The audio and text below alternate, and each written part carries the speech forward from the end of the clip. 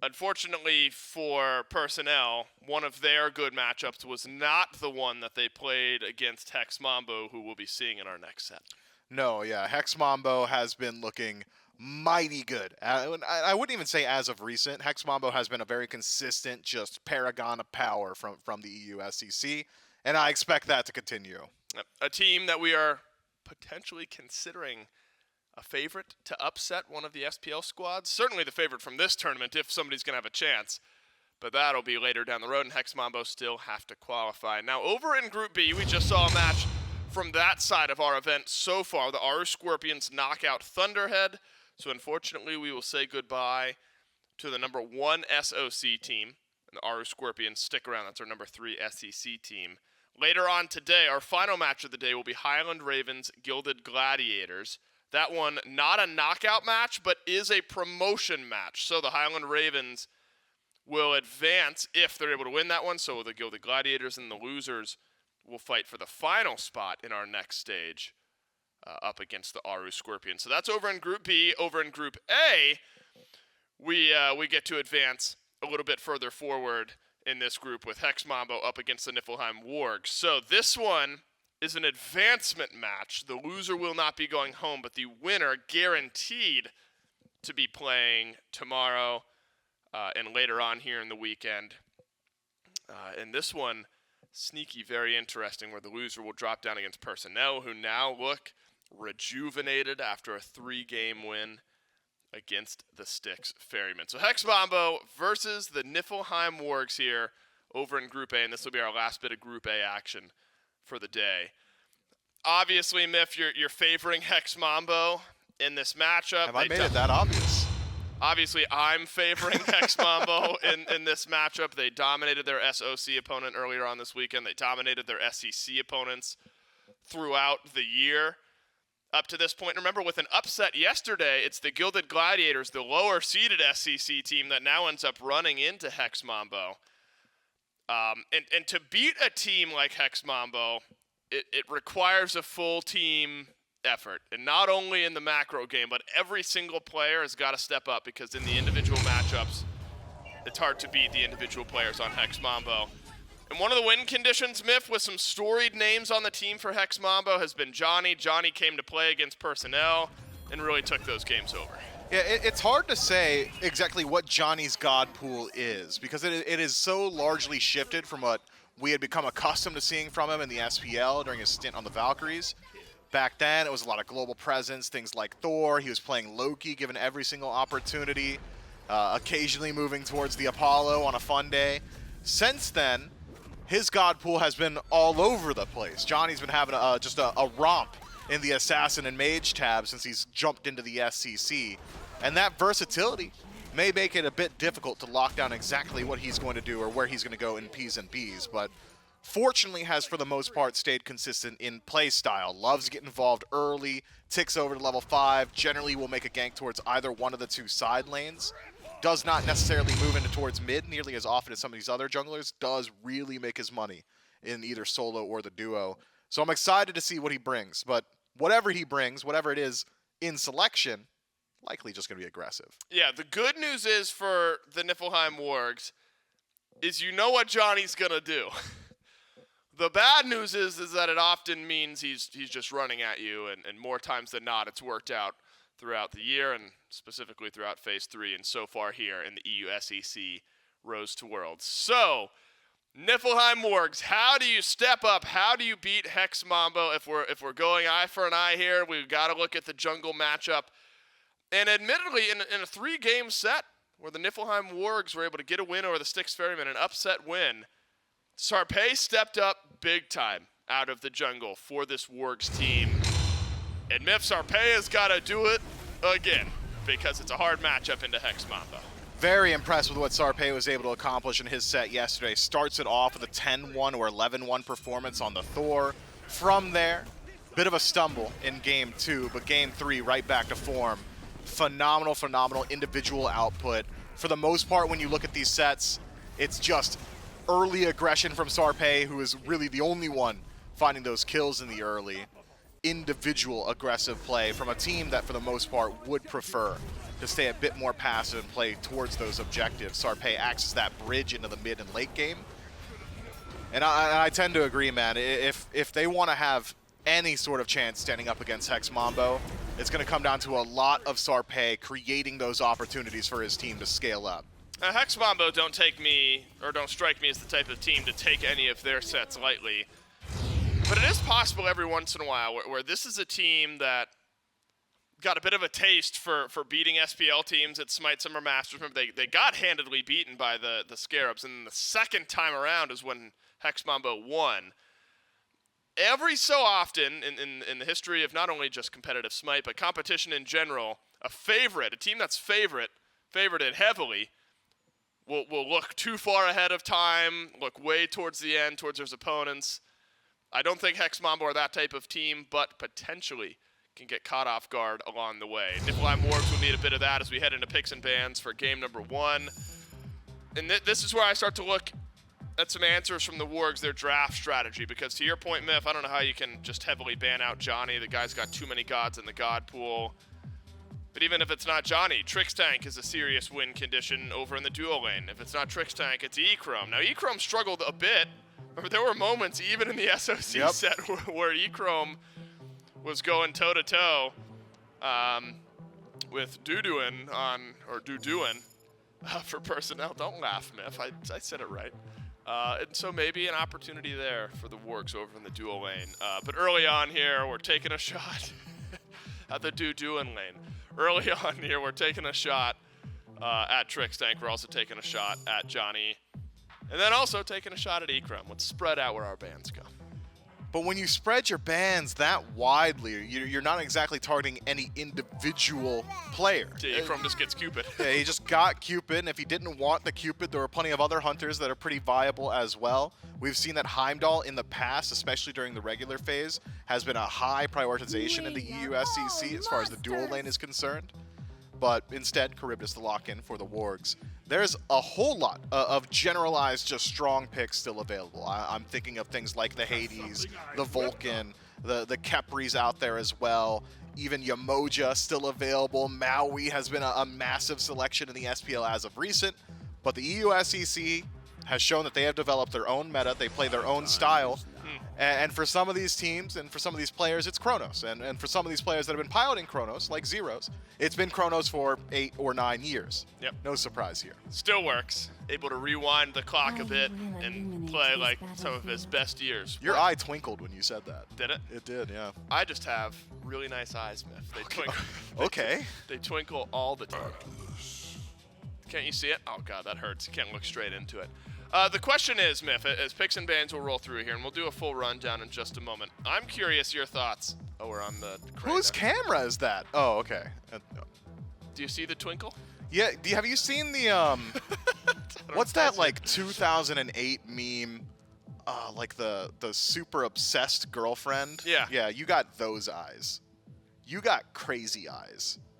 I hate that. We you went got from crazy feeling eyes, good bro. now I'm feeling bad about myself. Yeah, if I really open them, you know. Now I have to ask here, Myth. I have to ask the question. Break eye contact, man. I'm asking the question now. Please do. If you want to continue this conversation of Hex Mambo beating an SPL team and going to Worlds, you're going up against the number 6 SCC team. Do you need to see a 2-0 to continue that storyline for Hex Mambo? Do I need to see a 2-0? Maybe not necessarily. It depends on how they lose, if they lose, right? If it's Hex Mambo clearly having a bit too much fun, I'd be willing to forgive it. But if these are all competitive matches up against the Wargs, who are currently 6th seed in the EUSCC, maybe you lose a bit of confidence in Hex Mambo moving forward. Well, now we can run down the drafts a little bit here. All right, that hurts my eyes. I can't do that anymore. Niflheim Wargs here. Charybdis, Vulcan, Atlas, Bellona, Hunbat, Myth. There are a lot of circles there and a lot of initiation. Do you think the Wargs now just hoping to team fight, hoping to jump on top of Hex Mambo? I love the Wargs team fight. So throughout the early, maybe not so much. Fear No Evil and Earthshaker, a very strong combo, will have enough damage to deal with the Chronos in particular. But this screams to me a composition that is going to really, really have its bread and butter in the late game 5-on-5. If the Wargs can just stay afloat, keep their head above water, and just farm up throughout the early, expect them to explode in the action around that 18-20 minute mark. Well, Hex Mambo, the favorites to advance, the favorites from the EUSCC. Game number 1 against the number 6 seed, Niflheim Wargs. Gormizer, do I have a sparkle in my eye, or are they crazy? No, there's always a sparkle in your eye, a twinkle in your smile, Dave. Always looking impeccable. This is not how I expected this game to start off. It's Gore, it's Shelly, and of course Doug hanging out with us. The supports in a staring contest. Listen, Gore. I'm getting more voice lines out of Atlas. I never do like a taunt or the jokes or the laughs. I'm getting more out of that than I think I've ever gotten. All I know is that somebody's going to pay for all those boots and handbags, and it might as well be Cozyx. That's what Trick said. That is maybe one of my favorite Sobek lines. Of course, outside of the "me booty is the best booty," which is maybe still the best voice line in the game. That is also a classic. Unfortunately, Trick just blinked on the wave and made Echrome miss Heart Bomb, so I imagine they're probably getting out cleared this time around. Now, Trelly, does this instill or erase confidence in Hex Mambo that they're not immediately min-maxing the wave? In all seriousness, I do want to talk about Trixtank's Sobek because you know we've seen Zyrhoes on this Chronos, we've seen Deathwalker on the Ama, we've seen a lot of Trixtank on Sobek, and it feels like it was a must ban against this team. I had to hold that. Dzoni needs to play a little careful here. The Naja getting a lot of damage, looking for a sash, finds it on the Hawkk. Ring toss is going to be good for the slow. Damage is there. Sarpeii is low. There's going to be the stun. There's the time rift, but not enough damage just yet. Surprised that Sarpeii even takes that teleport in there, playing with fire. But the fire isn't hot enough just yet, so he doesn't get burnt. Oh, yeah. They're brawling, and we love to see it. And I believe last time me and J-Mac were on a Hex Mambo set, we said something along the lines of, when Trix is on the croc, we buy the stock. And that was just because he had a really good Sobek game, so just letting you guys know. He's pretty good at the back. We got to keep our eyes out. Dzoni, though, wants to find Sarpeii. Beautiful blink on that sash. Not going to catch him out for first blood, but Sarpeii does not have beads, so Dzoni does have a decent target at level 5 to try and go for some more aggression. And also, Hawkk also beats, so Johnny's got his pick of the litter. Get the 5 ASAP, get as much farm as you can, come back to mid, and see if you can find a win fire wheel. As you know, Zyrhoes will have to follow up. Yeah, the instructions I just got out of there for Dzoni was bully the hell out of mid, and it's going to pay off. He's over there. Was looking at the blue buff, has to back away. Sarpeii coming back from the base, going to be able to clear that one up. Yeah, no, I tend to agree. Buying stock in the Croc is a pretty solid idea. You like wearing Crocs. Do you think that Sobek is going to have an issue with you? I don't think they're made out of real crocodiles. I haven't asked the manufacturers, but I'm pretty sure that it's like rubber. I hope. Yeah, I hope as well. It's going to be fun to watch. That one's always a treat. If Trixtank can get off to the right foot, I mean, we saw the slight mishap technically at the very beginning of the game, but Echrome's on a Cupid as well. Feels like a lot of successful picks for Hex Mambo. We have to look over towards the Wargs. Hawkk, playing in mid. Solid Vulcan so far. Sarpeii on the Hunbats. Like a lot of team fight that I'm feeling from the Wargs. But as you mentioned, kind of in the danger zone the minute Dzoni ends up hitting 5. Yeah, I just think as long as you're able to hold on to those beads, you should be all right. But take a look at relic timers. I mean, there's 3 members that don't have beads, and Sarpeii didn't even get them, right? So Cozyx and Hawkk could be some decent targets here. I'm just keep my eye on the Naja, because still sitting at level 4 and doesn't actually have Blink to try and close gap. Dzoni went into the beads, probably fear no evil from Sarpeii. The aggression from both of these junglers, something to note. And because the gold is relatively even at the moment, I don't imagine there's going to be too much aggression. Dzoni did hit 5, but yeah, with Hawk's beats timer 20 seconds, you got to look for Sarpeii. I mean, he's got Blink, so if you can find the Hunbats, and of course, if Zyrhoes is there, you're not 100-0ing a Hunbats at level 5, but you got Zyrhoes on the way, then you certainly can't CC chain with that stun at the end. But it looks like maybe Deathwalker going to be the target. Has Tesla defensive, so I don't imagine is too worried here. But you see it a bit early. Yeah, he drops it, gets the stun onto Sarpeii. Has the dash, gets the disengage as well, not body blocked by Itori. But a small investment from the Wargs on the solo lane. Deathwalker gets to walk away with it. feels like someone that simultaneously, I think I could say this for every member of Hex Mambo, but Deathwalker specifically, given what we've seen on land, does feel like a player that you almost need to shut down to be able to find some control. Seems like they have that in their mind. They're getting a little more aggressive. Blue buff just now spawned in. Sash just a little short there from Dzoni. Good leap from Sarpeii. That keeps things pretty much net neutral. Blue buff dropped. Dzoni doesn't seem to think this is done.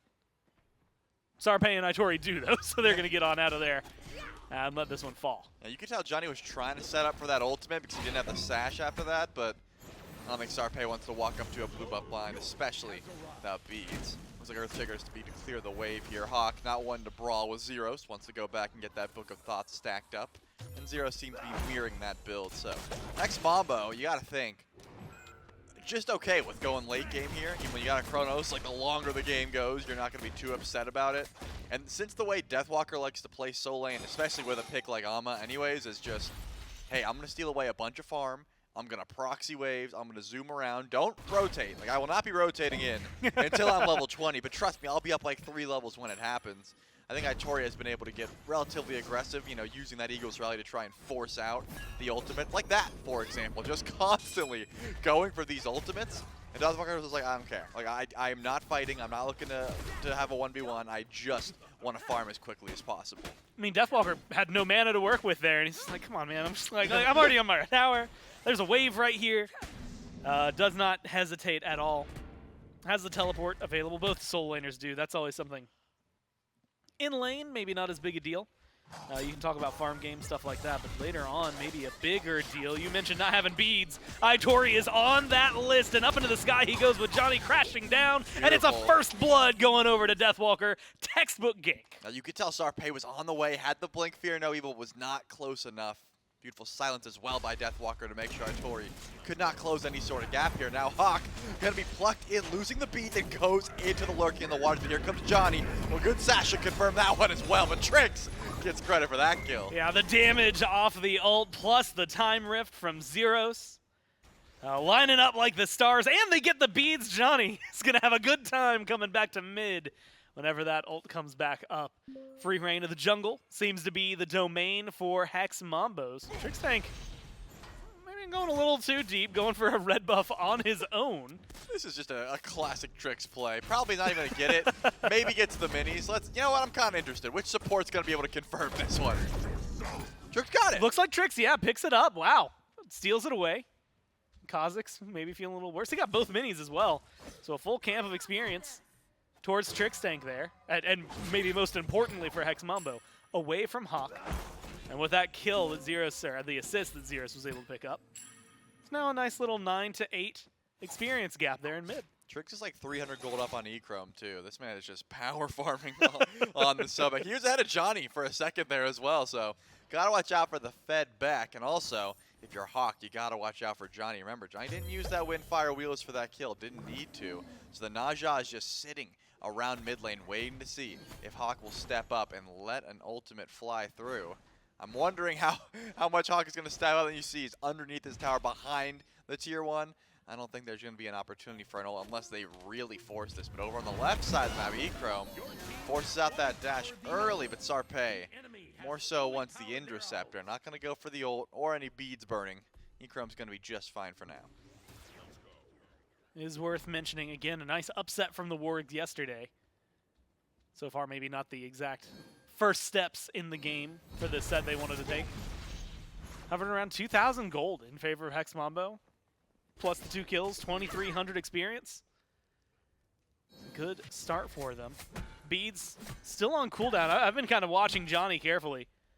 Let's see where he was going to go. I guess Trixtank should be on that list, right? When you mentioned Hawkk not having beads and Sarpeii not having picked them up yet. All of a sudden, the Sobek pluck looks pretty tasty. And we know Trixtank is going to be more on the successful end of that one. I think he has something like an 80% win rate when he's playing this god. A hungry croc. And he's eating most of the time when he's playing it. And Deathwalker is just, that's what I'm talking about. So much freedom. 3v1. going in, and he got it with the shield. He just has no fear. And here comes Trix, and it looks like Deathwalker's going to pick up that buff as well, but surely the rest of the team's got to come in soon to help him out. Yeah, you have to punish him for this one. He's just going to go through the tower because he's got a minion wave. He doesn't even need the shot. Up into the sky goes Dzoni crashing down, and Sarpeii is the one who gets put down into the ground. Now, it's the rewind. It's the renewed assault from Hex Mambo. They steal the blue, they kill 2, and they walk out scot-free. They steal the blue, they kill 2, and it's looking. I couldn't find another And rhyme. now I was gonna say the The wargs. Niflheim Wargs have nothing to do. There we go. See, I was Except gonna sit say back the and wargs are feeling blue, and then I realized that's good. that's just rhyming blue with blue though. That's blue buff. You can't do that. Oh, good point. Yeah. So the point is 4-0. Hex Mambo up about 3K gold at this point in the game. I don't think they're gonna stop anytime soon. Chronos is just on a fast track to late game. I mean, Zyrhoes is 2-0-1.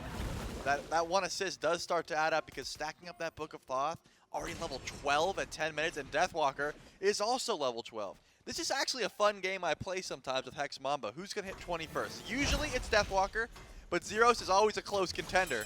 And it looks like an invade onto the red buff will at least scare Zyrhoes off for the time Oh, wow. being. They leashed the buff, too. I didn't expect that. That was the most surprising part of that to me. Zyrhoes walks out alive. Didn't use the beads either. Good peel from Trixtank. But the red buff gets stolen away, making up for the one that Trixtank took earlier. But it is a fun game. I mean, it's very similar if you want to play a similar game with, like, the Leviathans. Yep. Who's going to hit 20 first? Deathwalker is just walking around. It is not his jungle. There's still 2 tier 1 towers that he is standing between right now. And in theory, the line of scrimmage on the map is about 30 feet behind him. It's not stopping him from going to those back camps or the blue buff that is about to respawn. That's the second heart bomb I've seen Echrome miss. The first one was from Trix, but that one, and by the way, I'm talking about on the wave, not on actual players. Itori gonna use that Eagle's Ride to close some gap here, try and run away, and it looks like Trix is gonna let him go. But the first one was because of Trix. This time, Echrome just missed on the wave. Could hurt him later on, because it looks like the wave is trying to battle him. Cozyx doesn't look like we'll be able to find a grab here. Just gonna do a little bit of extra damage. But you can tell the Wargs are trying to find where they can get aggressive. At the purple buff, sure. It looks like the Wargs have anyone coming towards them anytime soon because Dzoni was looking towards Hawkk and Sarpeii in the mid lane. But Echrome's getting aggressive because here comes Trix and he's on the way. Yeah, Fields of Love used, finds the damage on the Cozyx. Heart bombs there as well. The Atlas is eating a lot, picks up the Cupid though. Johnny's rotated in. I don't know if Cozyx has a path out of here other than sent straight back to base grayscale for 20 seconds. And Spudio is going to have his purple buff invaded. Secures it, though. Stops Dzoni from returning the favor of the attempted steal that the Wargs had just tried. Unfortunately, it's a small victory. It's the Gold Fury, started up by Hex Mambo, and with Hawkk getting zoned out as he is, that's just going to be a fall. I was wondering if he was going to go for a nice long-range ultimate, but didn't fire it off in time. So that just goes back to base. I mean, Zyrhoes really needs to hurry up because at the moment Deathwalker's killing him in the XP department, rolling up on level 15, whereas Zyrhoes is only level 13. This isn't even going to be much of a battle. Echrome, though, good ward coverage, knew exactly where Cozyx was able to back up, sort of bait them forward at the very least, and then say, hey, my squad's on the way. I'm gonna go Fields of Love, catch out Cozyx, and that opens up an easy opportunity to get that first Gold Fury. Now Hex Mambo sitting 5-0 and about 5,000 gold. Dzoni with the blink, does not find the sash, does not find the ult. And maybe Sarpeii wants to try and brawl now. Ult off the mark on that one as well. So Earthshaker not going to get anything. But hey, trading Earthshaker for Windfire Wheels, both off the mark, probably worth. Have to give some credit to Sarpeii. This is going to be maybe the last time he has to worry about that combo coming his way before he can get beat. It's level 11 right now. Looking for a little more. Has the Fear No Evil. No pull on the Trixtank, though. And the rest of the team not grouped up enough. Sarpeii falls back. Needs that farm. Dzoni might be able to grab him with a sash in mid. There's enough damage follow-up that things could be in danger. Instead, splits the uprights between Hawkk and Sarpeii. And is going to have to, well, patiently reset while he waits for his ult to come back. Yeah, I'm surprised that Hex Mambo hasn't played up through the right side of the map yet. I mean, Deathwalker could very easily go towards Pyromancer and just make a pull, but I imagine they're just getting distracted. You know, if they see a possible kill, they're going to walk towards it. Finally, the Pyromancer has been pulled, but Deathwalker is bullying Sarpeii at his own back camps, trying to get he's not even going to show up. Honestly, he does not care about Pyromancer. He's like, there's farm to be had. But it looks like a decent solo opportunity. Beads and Aegis low onto Echrome, but here comes Cozyx trying to catch him out. Well, gets the Fields of Love under tower, gets picked up, tossed back. Spudio, you have to play this carefully, dodges away from the tower. Teleport's gonna come through. There's the Amaterasu. Cozyx is caught out. Now, there's just no way to get out of this one. The CC should be good enough on its own. Might even have the ult from the Naja if necessary, but doesn't seem like it even needs to be there. Just playing the game of who's gonna get it. Everybody else left, so it's Dzoni. That's a clean kill for them. Unfortunately, losing Echrome in the process, though. Luckily, the kill not going over to Spudio means that they're at least in parity in terms of levels. Yeah, unfortunately, Echrome just used the beads and the Aegis at the same time. Probably could have saved one and used that to get away from Cozyx and would have been just fine, but you know, can't redo that play, and it looks like Deathwalker is going to convincingly wing that race to level 20 unless something miraculous happens, because already level 17 at 15 minutes into the game, whereas Zyrhoes is sitting at level 15. And you can just tell, if you're ever watching Deathwalker, or at least watching the map, he's never fighting for no reason. He's never sitting there boxing Itori. He's clearing a wave and then going into the jungle. And if he's not in the jungle, he's going behind the jungle. And if he's not behind the jungle, he's at a camp. Like, he is never doing nothing. And you can tell, that's why he's got 777 XP per minute.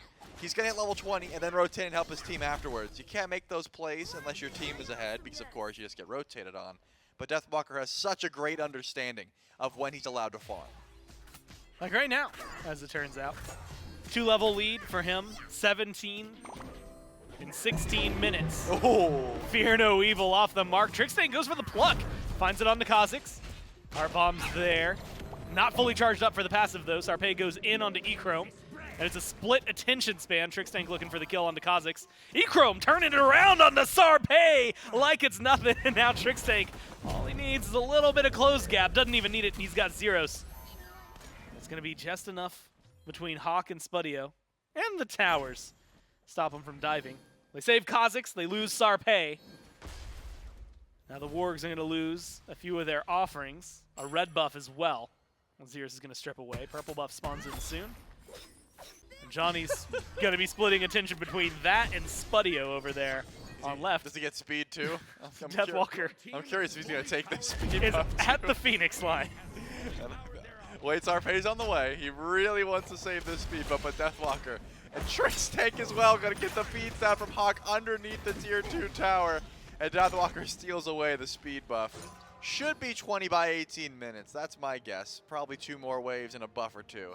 But that's what I'm talking about. Once you hit level 20, that's when Deathwalker rotates in. And that's when it looks like we're going to see a big old brawl. Sarpeii gets chunked down real low from Zyrhoes. Yeah, no fear, no evil just yet. Already this low. Echrome's rotated in as well. Hawkk uses the ult in his spot. It's not enough for him. That's 2 down on the side of the Wargs. Cozyx up into the sky and down into the ground. Double kill for the Chronos and a free fire giant. Well, they paid for it. It just cost the Wargs 3. And that's going to be FG for Mambo. Yeah, Itori close by, but Trixtank's going to follow him until he can probably stop the back and they can get another kill. Looks like they're going to let him go. At this point, do you really need this kill? It's going to be such a long chase. Zyrhoes, can you even... I'm wondering how much the Chronos does at this point, because Poly, Warlocks, and Book of Thoth does start to add up, but not too much percentage pen. Just that 10% from the Warlock. So this will be a merry little chase, but I imagine Dzoni with the blink should be able to close gap eventually. And I think actually Zyrhoes is even faster at this point.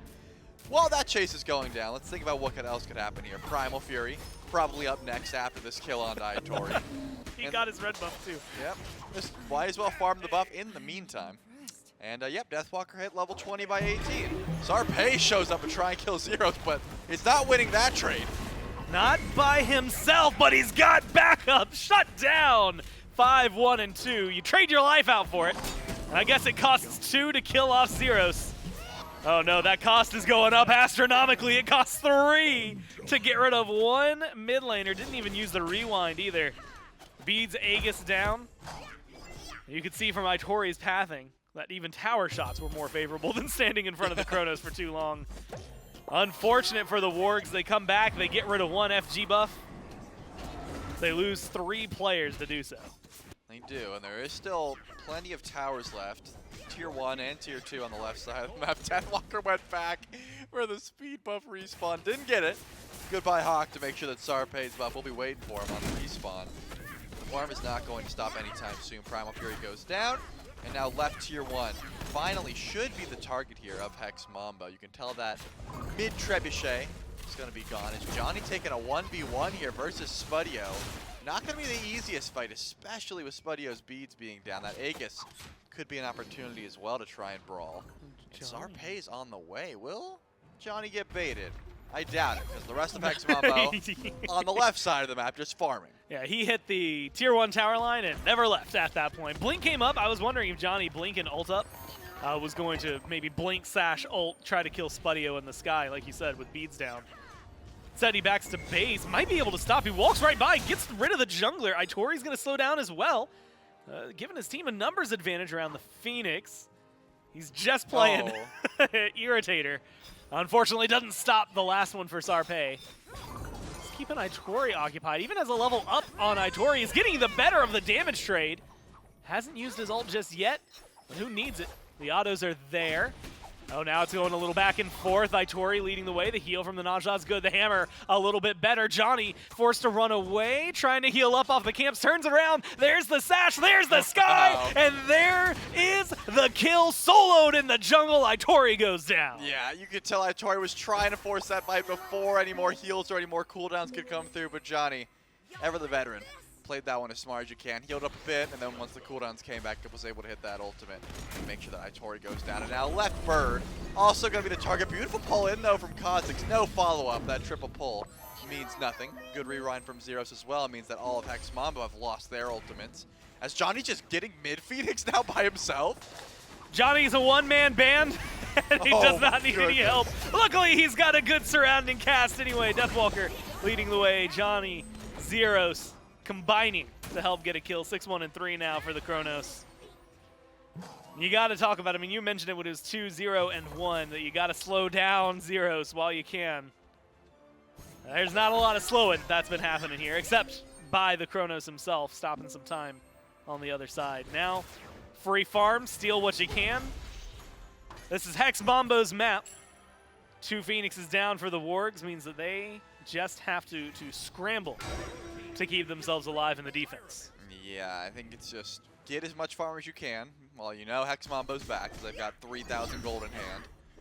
And then immediately channel those backs and see what you can set up for. I mean, Echrome's beads are down. That's pretty much it. Not a great win condition, I would say, because there's, you know, sure, Sarpeii can blink in and ult, but Hawk's going to have to, like, pre-channel Earthshaker, because if you're not ulting off of that Fear No Evil, there's plenty of time to channel that Aegis. So, not an easy play to make. The Wargs definitely have their work cut out for them, but they are grouped up as 4 on the left side of the map. It looks like the Wargs are well aware that all of Hex Mambo are going to be towards that Fire Giant.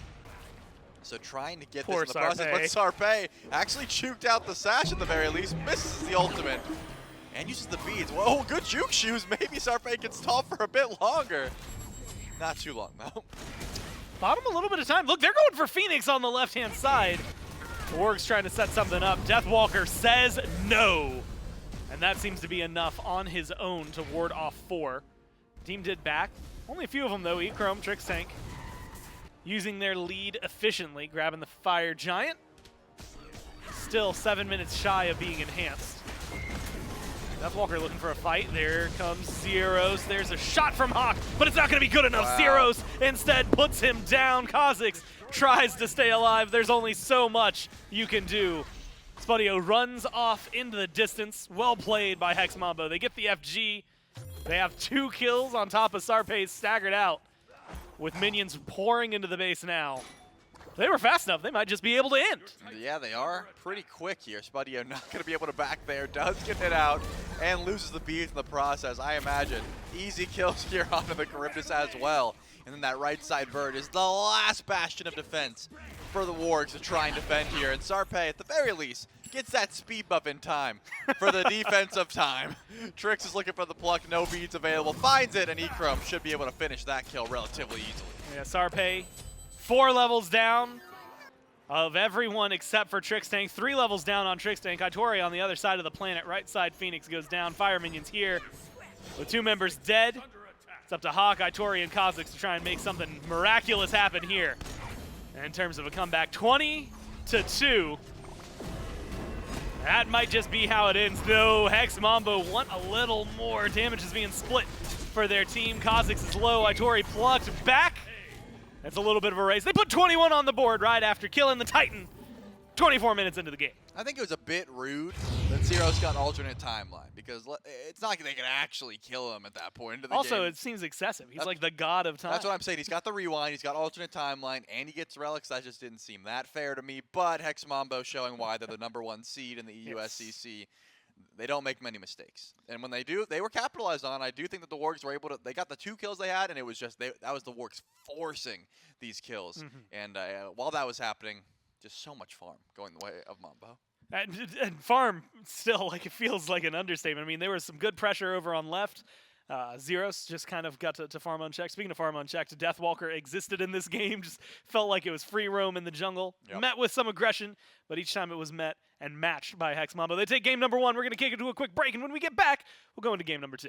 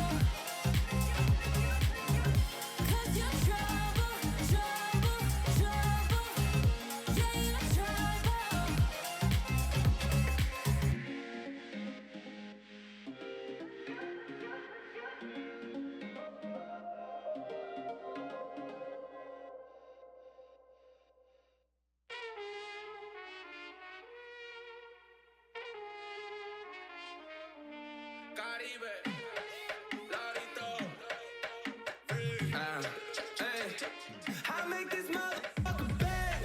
Culi suelta, media loca, baila choca.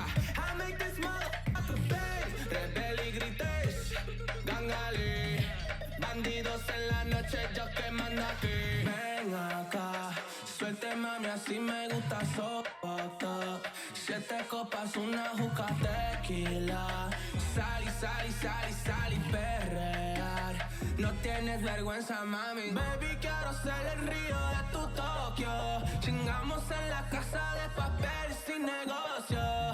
Esta vida nunca se acaba la fiesta. Comiéndote todo el día, que se joda esa dieta. Amaterasu, suck, yeah. Amaterasu, I make this motherfucker bad.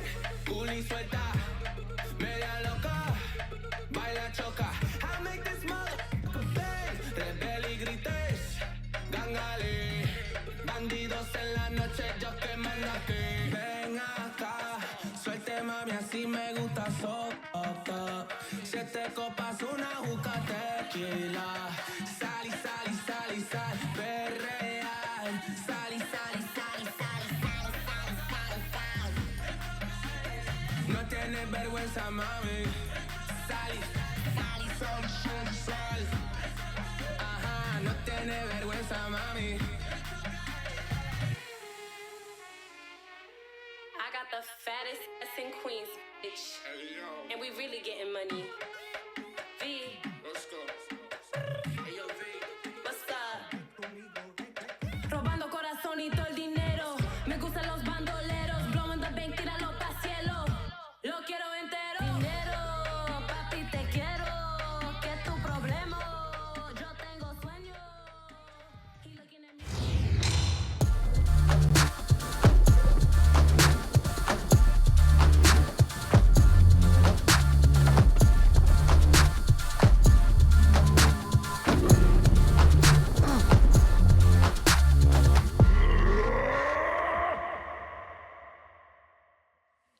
Hex Mambo live up to expectations in a game #1 win over the Niflheim Wargs. And this is a set that happened all phase long, it felt like, in phase 3 of the EU SEC, where Hex Mambo, not only as a team by the end of the game, but individually feels like every lane getting impacted, and every lane feels like it's able to tally up the kills and just makes the rest of the game so much easier. So a complete team win here for Hex Mambo, and the Niflheim Wargs, the number 6 seed here, Myth, not able to slow down the onslaught that is Hex Mambo here in game 1.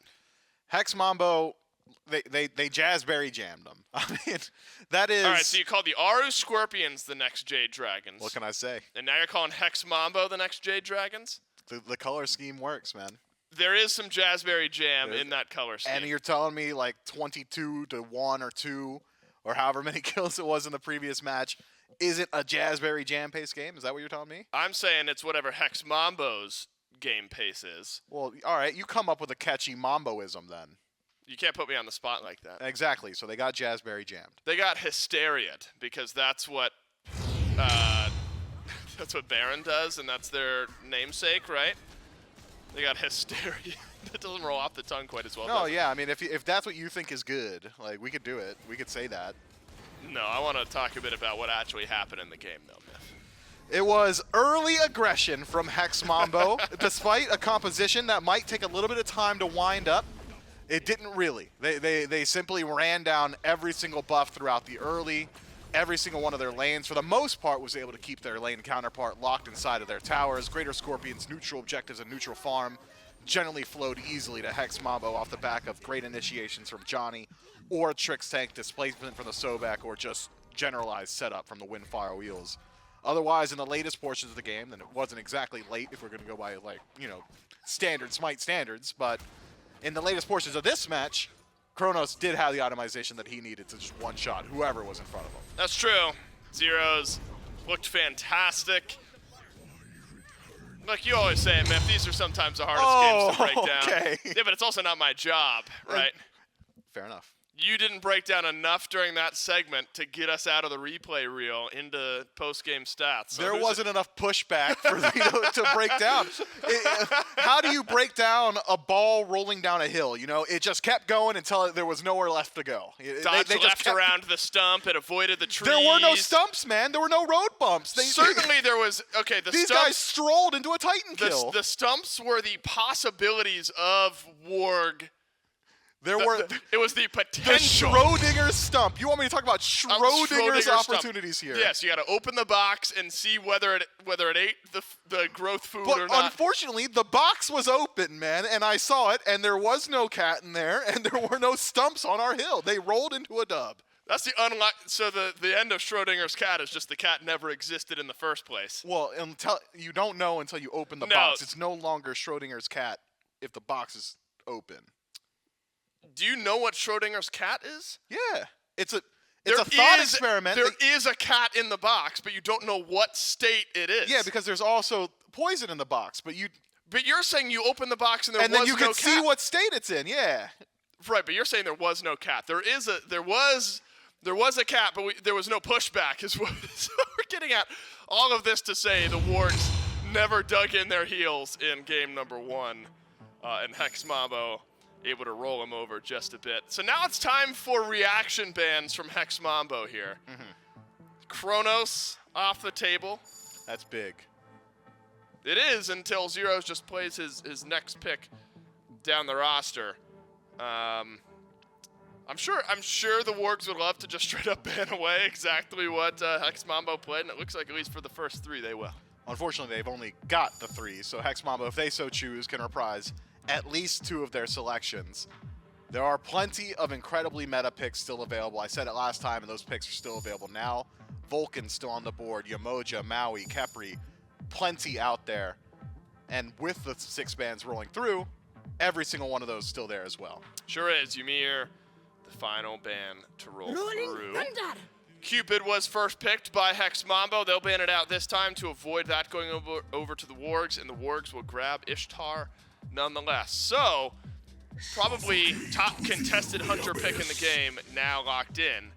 The unfortunate thing for the Wargs is that a fallback pick for Deathwalker is something like this Cthulhu, where during the laning phase, maybe a bit more quiet, but come team fight time, I mean, one of the most disruptive gods in the game. Pair that with a Yemoja for Trixtank, and if I still think Hex Mambo are getting exactly what they want in their first couple. Very high pressure in the dual lane, a bit lower pressure over in the solo. You can alleviate some of that by getting a contentious early game jungler, something like an Osiris or an Erlong Shen, or anyone that is generally capable of fighting levels 4 through 6 can alleviate a whole lot of what Cthulhu struggles with, which is confirming his own blue buff and dealing with pressure from his direct opposition.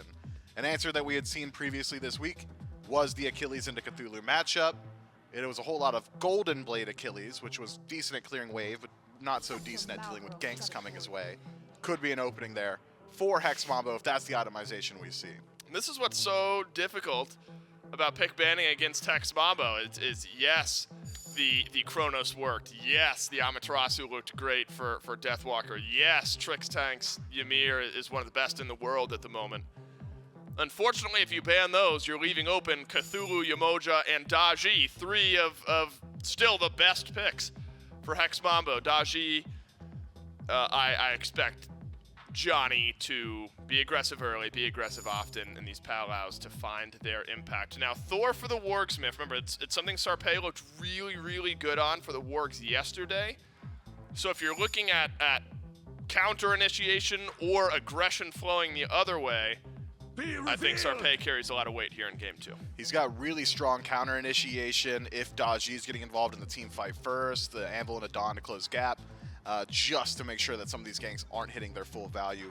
Would be nice for the Wargs, but looking at their composition, Ishtar, Achilles, Thor, even Soul throughout the early game, if you decide to go for like the Gilded Arrow or Mannequin style build, generally needs to play through pressure. You want to be able to get onto these neutral objectives very early on, play through the early to mid-game portions of the match. Atlas fits that style as well.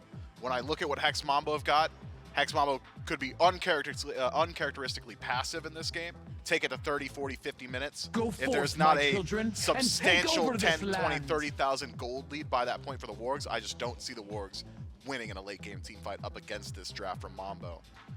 Mambo has set the fastest pace in the EU SEC throughout the regular phase as far as play on field is concerned. So a difficult win condition to line up for the Wargs, but one that I think they have to play through. And I'm glad we bring up setting the pace again for Hex Mambo, because again, I think it's a pace of game that still catches some teams off guard. Not in that they're not expecting it, right? I mean, the Wargs know that Hex Mambo are going to play fast, but it's a pace that a lot of the teams Hex Mambo play against are simply unable to match. We'll see if Hex Mambo can go 4 for 4 on their games so far here this weekend as game 2 kicks off. Now the Wargs have to fight right now. It's not tournament life for them. They'd still have another chance. This is a promotion match, though, Trelly. Win here, and you just get to, well, not coast for the rest of the weekend. You're in a much better spot for those final 2 spots, though. So Hex Mambo looking for the dub. And they've gone for a draft that is, frankly, just frightening to think about. Deathwalker's on the Cthulhu, which admittedly actually might be one of the most passive gods he can be on. Yeah. Dzoni is on the Daji. Zyrhoes is on the Tiamat, which, while it maybe hasn't been meta, is something Zyrhoes has loved going to. Trixtank on Yemoja, of all things.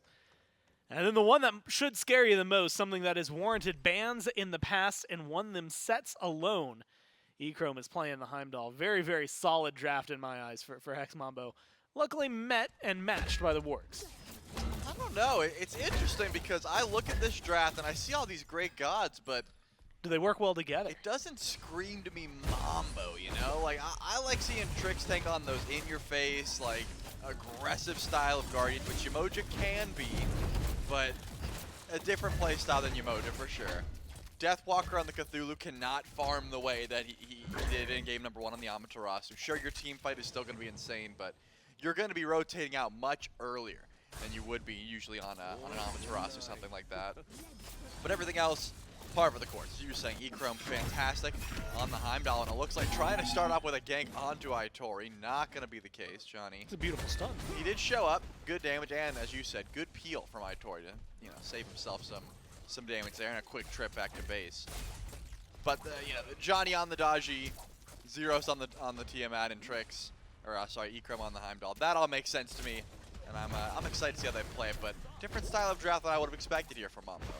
Yes, it's a kind of a weird pace. I see the dodge E, and admittedly you don't have to get active early on, but it feels good early on. Yeah. I don't see. I mean, you know, the Tiamat, the way that Zyrhoes plays it can be active, but we're typically used to talking about her towards the late game, top damage in the game, stuff like that. Same thing, Cthulhu later, Yemoja later, Echrome in general later. We'll see how this goes. Johnny's in a little trouble. The Thor giving him a little bit of, well, the 1-2 steals it away. In terms of the back camps, but he's going to fall back. Charlie, I'm going to admit something to some ignorance. I only ever use Blood Eagle when I play Thor. I did not realize he had a chibi skin. It is new. And you know what else is new? Lay it on. The Stormy Susano skin that you can get in-game if you purchase the DKO Ultimate Edition. Well, that is a fantastic skin as well. I was just Also, DKO's fun. No, also true. You're spitting, Gorn. Nothing but facts coming from this guy. But yeah, I actually really do like the Chibi Thor because if you can get him ahead, the hammer looks so tiny when he's holding it, but it does so much damage if you can land those double taps. So you see this guy running up to you, and you're like, I'll be all right. And then that hammer does like 900 damage when you're ahead, and it's just disgusting. It's like the opposite. So, you know, for a lot of the, when we talk about skins, especially in competitive, there are some that are allowed that just aren't used. Archon Thanatos comes to my mind. I'm pretty sure that one is allowed. You know, the tier 5 that Thor has where he turns into the mech on his ult. Yep. They're not used mostly by pros because they take up so much of the screen sometimes. Yeah. Like, that level 20 Thanatos is just big. This is like the opposite problem. You got more screen to work with. And Sarpeii, of course, looking cute while doing it. We'll have to see if this Thor can maybe match up to the quality of the skin that he's playing. So far, it's been able to. I mean, a nice little steal. You mentioned the damage. Little hammer. Big damage. We'll see if he can maybe find a good place to put that. I'm watching the level 5 in the junglers. That'll be a big mark. Yeah, Sarpeii has been actually stealing away a ton of Johnny's camps, but then Johnny was like, I'm done with this. I'm going all the way over to speed buff, and was able to steal that one away from Sarpeii, which is why the Thor is wearing a red buff. At the moment, just said, hey, sorry, Hawkk, I got invaded, and I'm not having no buff, so like you're going to have to go without one for the time being. Looks like probably pretty close here to level 5, wants to get active towards mid lane if possible, but hasn't quite ticked over. Whereas Johnny does have that ultimate, that Palau. Could start a little bit of aggression here, I was going to say. That's a risky hammer to go for, and it looks like Johnny felt the same way. Didn't decide to go in, but could have maybe looked to pull those beads in the process. I think both lanes are brawling, though, and that's what we wanted to look for. The Wargs are not going to sit idly by after a game 1 like that and just say, hey, we're going to play safe.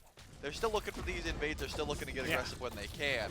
That's what I wanted to see. Itori, even in the jungle right now, trying to find an execute on a Johnny. He gets it! That's first blood, clean and easy. Good aggression from the Wargs to pick that one up. And just like you were saying, I was going to say, I don't think Hex Mambo knows the term safe. And the Wargs maybe showcasing that even the jungle can't be safe. Looks like an invade coming in from Sarpeii as well. Maybe more on the left side of the map. I don't think the Cthulhu's going to fight this. Johnny respawned. I saw some pressure on the purple buff. Was wondering if they were going to stick around for that. Johnny is over here, farming up green, farming up red, going straight to mid alongside Zyrhoes before picking up some of these smaller camps. But now has the Palau. And contrary to last game, there's a lot more beads on the side of the Wargs to maybe be worried about if you're Johnny. Yep, I see plenty of beads on that side of the map. And this is what I was worried about because Deathwalker is essentially getting done to him what he was doing to Itori all last game. Golden Blade Achilles, just power farm. I mean, this Cthulhu can never hope to stack up to the ease of clear that this Achilles has, as well as jungle camps being taken, buffs are being stolen away. You know, this Cthulhu is not going to have a blue buff for quite some time just because of how much pressure Itori has on this side of the map. And also, Johnny getting soloed by Itori early on in that first blood goes a long way into making sure this Achilles probably not going to get ganked anytime soon. Sarpeii is hiding in the jungle, wants to find another kill on a Johnny, but not going to go up for that Anvil of Dawn. Probably recognize that someone was close by, and it is Trixtank. This Yemoja could be trouble if he gets caught out. Hawkk is going to have to be a little careful. Same thing, Sarpeii. Hawk's actually turning things around. There's Sarpeii comes crashing down as well into the tier 1 tower, picks up a second kill for him. Can he get out? The back is there, and it's enough time to get out of there. Itori's rotated over. There's the River's Rebuke. Not a massive lockdown. Not a lot to go with. Johnny still has the powwow. Itori's here. Itori gets the stun. There's the pickup. The execute is ready. All you have to do is find it up into the powwow. That's going to be enough to get Johnny out of there, but Trixtank chased down, autoed away, and the Wargs find themselves with a 3-0 start. As they should. Their comp is just much better in the early for power farming. I think Sarpeii diving that tower was insane, but getting out was even more insane. Zyrhoes was not able to return any damage, was so weak from how much Hawkk was able to do. It was a big supernova onto that Tiamat. And then, of course, the Anvil of Dawn, make sure to confer that one. It looks like Spudio will be able to steal away the purple buff as well. Echrome not help to get this farm. So, Hex Mambo pretty much throughout the map, taking L's wherever you look. Just not able to stack up to the amount of farm the Niflheim Wargs are putting on or stand up in these fights. I'm assuming right now is probably the way that Mambo's saying, okay, let's dial it back. Let's try to slow their lead a little bit, get as much farm as possible. We'll look to meet up later. We have a Cthulhu, you know, our team fight will be solid. There's just no way that we're fighting anytime soon with the lead that the Wargs have built up for themselves. Feeling confident in their capabilities this time. They even get a trebuchet on their side. Maybe not too much they can do right here. Cozyx. I mean, a good pluck onto not Trixtank in this mid 3v3 would be a big deal. Ults are coming back up. Johnny not able to even get the beads down for anybody using that last powwow, just using it for survival. And so, I mean, early on, and I guess this is a fun thought experiment. When we were looking at it, you were talking about, you know, playing the Zyrhoes versus Deathwalker farm game in game number 1. And this time around, the question I have is more of the timer. Is there a timer on the Wargs game? Or a limit, I guess, for gold they can gain, a lead they can have before Hex Mambo starts to step up and match them in terms of quality of damage? I don't think there's a timer. I do think that Sarpeii is being an absolute menace to Zyrhoes. Just because Spudio is going to be so great late game, Hawkk is going to be so great late game, this Gold Fury is being started up, and it's only Echrome and Trixtank to try and defend. Well, there's the River's Rebuke, there's the bouncing bubble. Wargs secure this one. Echrome trying to run away. Sarpeii can see him. Cooldowns coming up. There's the hammer just off the mark. Wall not up for another 2. Might be able to find something now with the tier 2 tower sitting there. Zyrhoes got bullied a second ago, managed to escape, gets bullied again. Seems like he's going to get out of there. Poor Echrome can't survive. Zyrhoes goes down as well. And now Trixtank just stuck trying to be the lone survivor on the left-hand side of the map. It seems like Sarpeii, with the amount of damage he's taking, he's got to be careful. The jungle buff almost takes him out. Oh, but he's going to get the back.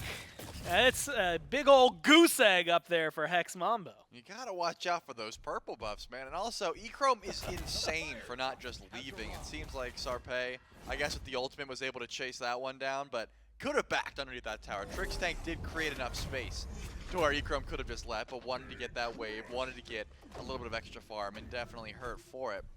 But to answer your previous question, I don't think the Wargs are too worried about late game, because the Achilles execute is always going to be real solid there for Deathwalker. Yeah. And Hawkk and Spudio are only going to get better with time. Sarpeii, there's a bit of fall off there with Thor, but if you're just going to build full damage, you always have that 100-0 potential. You're just probably also going to die when you go for plays like that. Or play like this on a Deathwalker, catching out that dash, and now this Cthulhu is going to be stuck. Deathwalker, no ult to work with, no life to play with, taken down simply over in the right-hand lane.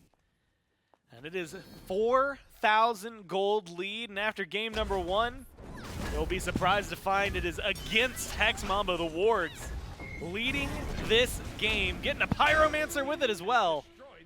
Playing out of their minds so far in game number 2. Yeah, I'm not going to say that it's because of the draft wholeheartedly, but this is so uncharacteristic for Hex Mambo to draft Trix and Deathwalker on passive gods. That is what's surprising me the most here. Johnny, Zyrhoes, and Echrome, all that makes sense, but Deathwalker and Trix on characters that can't just W key and have to actually like play smart throughout the entirety of the early game is surprising to me, because usually it's like the Bacchus, the Fafnir, the Sobek, the Ganesh, those sort of things for Trix, which I guess Ganesh doesn't really count, but the other three. And then Deathwalker loves those assassins where he can just power farm on. Different style of game. The Hex Mambo are gonna have to sit back for quite some time before they can start to fight. A River's Rebuke thrown up in mid. Hawk's getting low. Dzoni just gets eviscerated. Hawkk with a great turnaround play. Trixtank at least catches the mid laner, makes it a 1-for-1, puts themselves on the board. What a play from Hawkk to make sure he doesn't go down for nothing. Now Echrome in trouble. Stun is good. Uses the ult to disengage. Bede's not up for another 10 seconds. But it is a solid play to keep him alive. And at this point, that is a small win for the Mambo. Plus a good shutdown there in mid. No. Trixtank, oh no, does have the Riptide, but how far can it get you the execute from Itori? The rotations from Itori just unmatched so far this game. And see, that's the thing. Actually, hold that thought. Sarpeii was able to Oh, find Echrome no. once again. Probably should have backed, but is sticking around Johnny going in. on the way to help, and that should be enough to get the return kill onto Sarpeii, and Echrome is going to be just fine, just loses the beads in that engagement. I was going to say, though, this is the way that Deathwalker always plays, where he says, yeah, Itori's going to rotate, guys, but don't worry, I'm going to stay farming, and I'll be like 3 levels ahead. Cthulhu can't do that, so Cthulhu was at blue buff during that fight. Itori rotates in, gets the kill onto Trixtank even through the shell, because executes don't care about shell, and then Itori's back. This is just a different style of game. The Hex Mambo they're able to answer back a bit, and I think the aggression from Trix onto Hawkk as well as Johnny being able to catch out Sarpeii there was huge. But still the Wargs playing with lots of gold in their pockets, about 5,000 in favor of the Wargs this early on, 13 minutes in. And Echrome certainly losing those trades with Spudio. We saw that 1v1 attempt where Echrome did have to use the ultimate just to make sure that he didn't die there into that Ishtar fight. Has to play carefully. 3 levels, yikes, a lot. That's being bought. Trickles down to 2, so let's call it 2.5 for Echrome. Or, sorry, for Spudio here, over Echrome. Spudio once more, right? The fight's there, the ult available for both. Cozyx is on the side of the map as well. Primal spawning in a second. Pressure from the Wargs could mass into a lot. It's going to be offering talks for Cozyx. And Oracle talks for Spudio. So maybe a nice little breath of fresh air. Although I don't want to speak too soon for Echrome here. But a couple of kills picked up by Hex Mambo. 5,000 gold still in favor of the Wargs. Trellius is a very precarious situation to find yourselves in. Zyrhoes needs a double tap at the beginning of this. Trixtank picked up. Riptide's away. Fights over the red buff, now the purple buff. Echrome gonna watch as that one gets stolen away. Primal started up. Do Hex Mambo step into this? Or do they let it go? Thor crashing down over there onto Echrome. Sarpeii finds the kill. They get the Primal as well. They split the difference and find a win on both sides. Hex Mambo absolutely getting destroyed at the moment. Left side of the map, free farm for Spudio. Trixtank is going to try and keep this tower alive for as long as possible, but it looks like once those minions get in, that should be a free tier 1 tower on the left side of the map. I mean, we're at the point where the Wargs should be looking towards, you know, Fire Giants at this point. 15 minutes into the game, trying to push this lead even further. They've got double ADC. Hawkk has the Polynomicon, and Spudio's got crit online, so they've got plenty of DPS for it as well. The question is, will the Wargs group up on the right side of the map, at least for Pyromancer? You got to imagine, because Spudio doesn't want to sit that far up in left lane anymore. With the tier 1 tower gone, you have to be essentially at tier 2 to get your fair amount of farm from this wave consistently. And you're just putting yourself at unnecessary risk. So I would like to see Spudio make that rotation over to right lane and start fighting around these objectives, the Pyromancer and the Fire Giant in particular. So I think that would help out the Wargs try and fast track their way to late game, but hasn't left yet. Probably because, you know, it's only 15 minutes, 16 minutes into the game. Wild lead. 7,000 gold, 16 minutes in. 9,000 experience. And every bit of that is true. Not a single level 20 yet on the side of the Wargs. 2-level lead and solo, 3 levels for the carries. A lot of work to do if you're Hex Mambo trying to get your way back into this. A lot of work to do still if you're the Wargs. There's a lot easier work at this point. Stripping away a red buff, easy work, easy talks. Stripping away Dzoni might be just as easy. They get some damage, forces the powwow. Disengage Itori, not going to go for the execute. So that's going to be a fallback, but look at Sarpeii. How brave are you feeling? He's feeling brave. He's going in. He's got the damage. The autos will find it. Aegis gets him out. Wall is good, but the damage, the body block from Hawkk. Oh no. Sarpeii trades out 1 for 1. Deathwalker's rotated in, and now they've got this Cthulhu. Knockups have to be counted here. Echrome, what kind of damage can you bring? Can they find more? Doesn't seem like the answer is yes. Hex Mambo have to slow it down. They go 1 for 1 under the tier 2. That was a big ult from Deathwalker, but just no follow-up there. No one from Mambo was able to get to the back line of the Wargs, the members that were getting knocked up in that instance. But still, great ultimate there from Sarpeii. Was not able to find it. You can tell was trying to juke Dzoni into saying, you don't have to blink, man. I'm not going to land on you. And then the very last second, just snap back to try and hit that Anvil of Dawn. 4 and 2, so dying there was pretty big. But at this point, you're a level ahead of Dzoni. He's 1 and 3 on the Daji. Not going to be the biggest guild in the world. And I think playing through Itori and Spudio specifically is going pretty well here for the Wargs. Big leads throughout the side lanes. I mean, 2 levels for the Achilles and 3 levels for the Ishtar. I think the Wargs, I'd say it's about time that Spudio gets out of that lane. I know usually it's waiting until 20, but you got to imagine that Hex Mambo would love for this game to stall out even longer. I think it's about time you head over to that Fire Giant and start forcing this game to put Hex Mambo on their back heels. Yeah, take this 9,000 gold and turn it into something if you're the Wargs.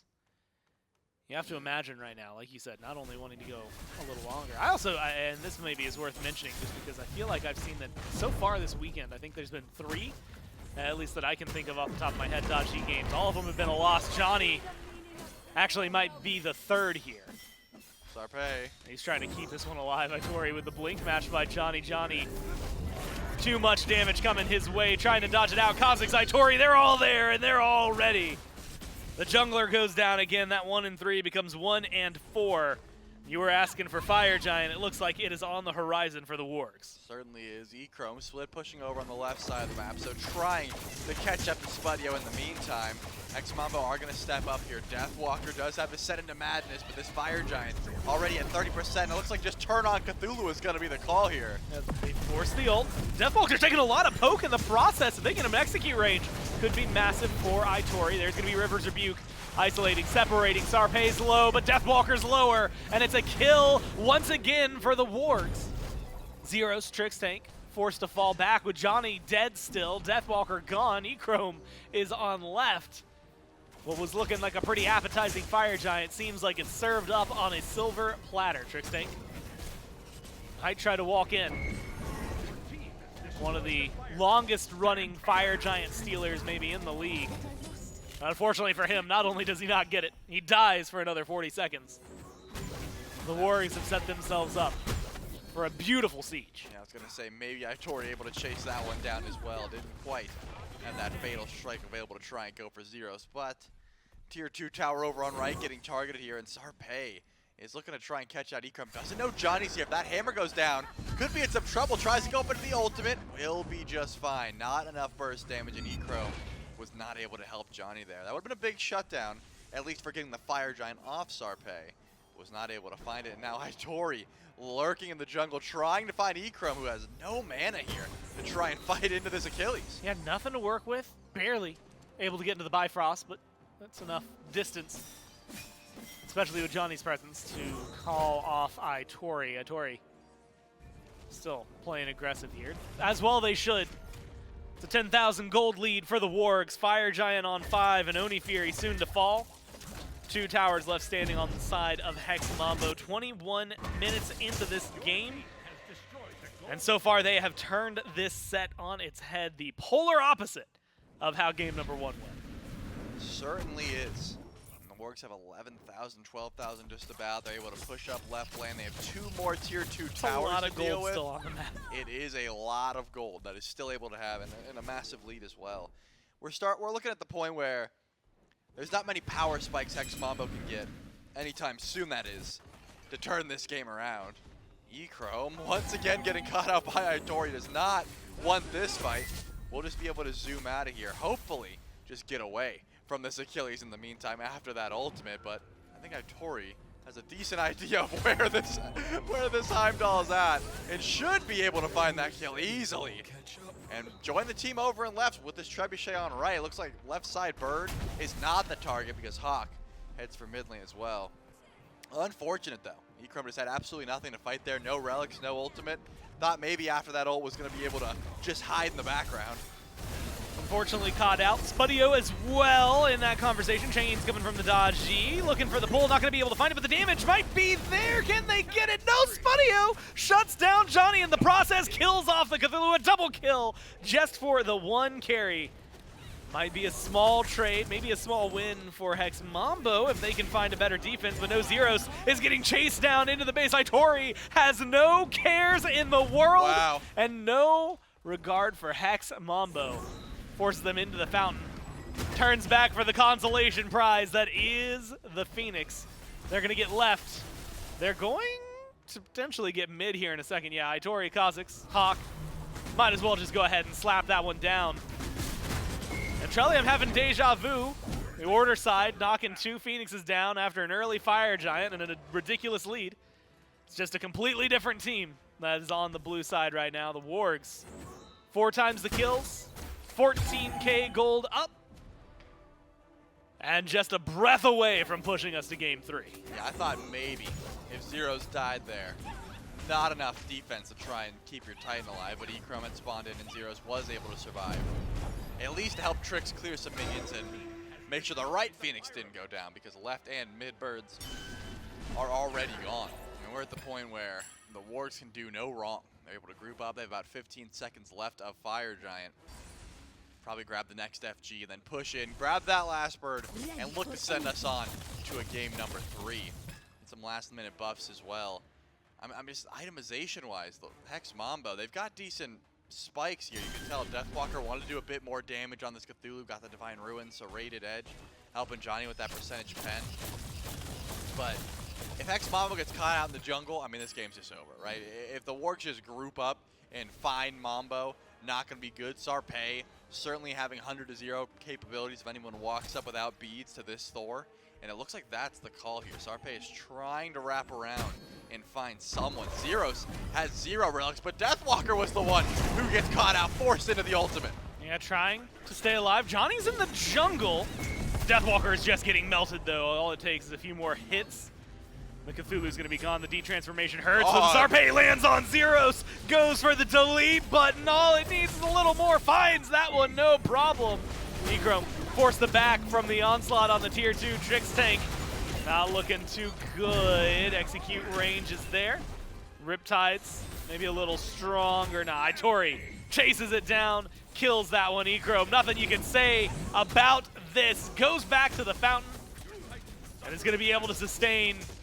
But unless a miracle play is coming from Dzoni, and it doesn't look like it's going to happen, we're going to get sent to game number 3 for the second time today. Dzoni goes up on the powwow, but watches the Titan fall down. I mean, what a game played there by the Wargs. And again, I know I've been harping on the draft and fair, but very uncharacteristic to put Deathwalker and Trix on characters that can't just W key. Like, they just had to sit by and sort of let that lead go through. And maybe we're hoping for late game, but late game never came. The Wargs dominant throughout the entirety of this set. So I wouldn't be surprised to see no sort of bans towards the comp that the Mambo just played, and just like a complete redraft there. Just a different mindset. I mean, they came into this game, the Wargs did, that is, banned the problems. They banned a Chronos immediately, banned an Amaterasu. We're like, you know what, we don't want to deal with those. It worked out pretty well. You know, they play the tier list. The Hex Mambo don't play themselves, and they lose game number 2 here. The Wargs tie us up. We'll see if they can maybe cause a second upset this week, or if the Mambo will bounce back in game number 3 right after this.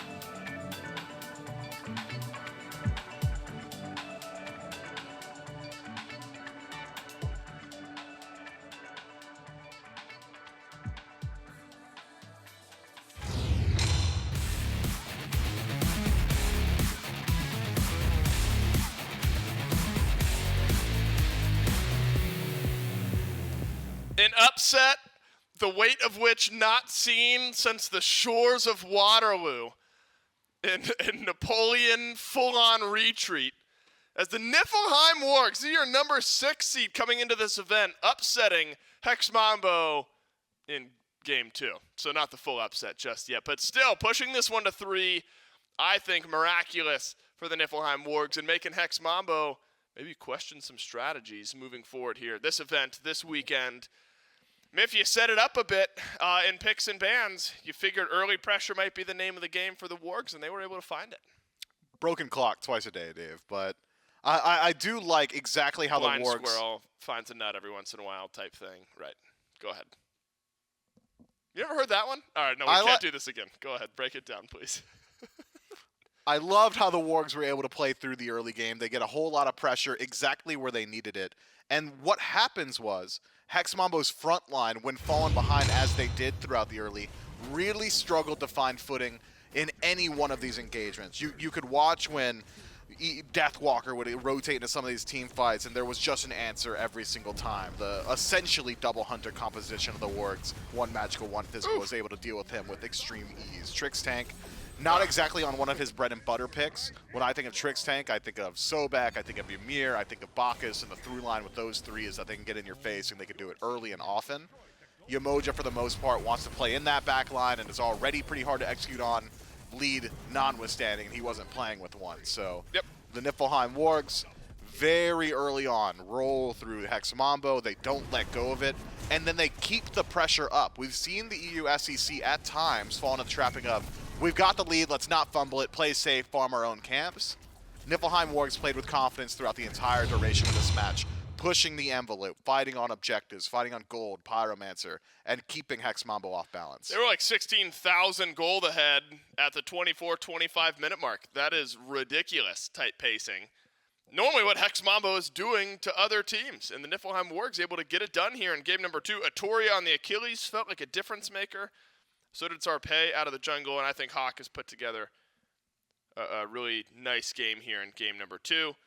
The Soul finally starting to get there towards the end. But the Wargs, they got something to say now up against Hex Mambo. And now it's got to be, all right, you're reassessing your picks and bans of your Hex Mambo. Do you now try to one-up the Wargs? Do you now try to outpace them in the early game? Is it going to be just a consistent battle back and forth? I do think you're conceding a bit of the early pressure. You pick up the Cthulhu. You're hoping that scales up later on into the game. Then the Achilles was a really nice answer.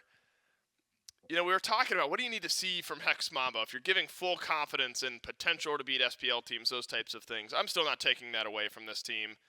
They still got to cross the threshold of game 3 now. They still got to get beyond the Niflheim Wargs before we're talking about that. So I got to reel back that type of conversation because the Wargs, they showed up to play, and they push us on to a game number 3. P's and B's for game 3 between Hex Mambo and the Wargs. Remember, this one, not an elimination game, Miff, but it is a...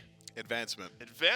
Could you tell I was struggling with it? Yeah, I mean, the A was like 4 more syllables than the standard A, so I figured jump in there, help out my boy. And I did need it. It is an advancement match, a promotion match.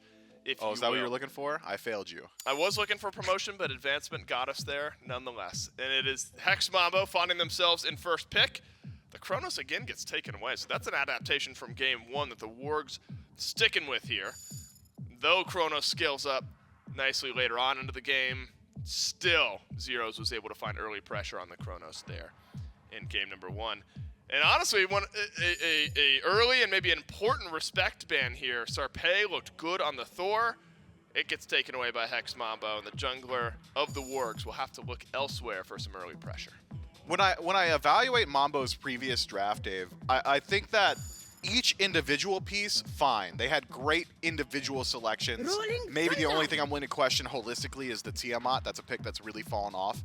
But what really hurt them in the long run was that every one of their lanes couldn't play through pressure. Every one of their lanes was a losing lane, which meant that Dzoni didn't have anywhere he can go to consistently. It was more so trying to put out fires across the map. If you want to play a Cthulhu, fine. Get a dual lane that can establish pressure consistently. If you want to play something like the Tiamat mid, do the same thing, but over in the soul lane or in the dual lane. Just pick somewhere where your jungler can go and they can play through and establish some sort of foothold on the map.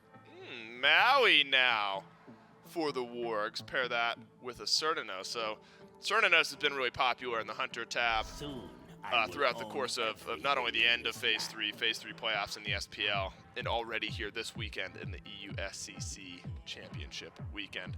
Maui, though, Mifflin, we feel good about the ability to force fights, but you've also talked about sometimes not the best self-disengage.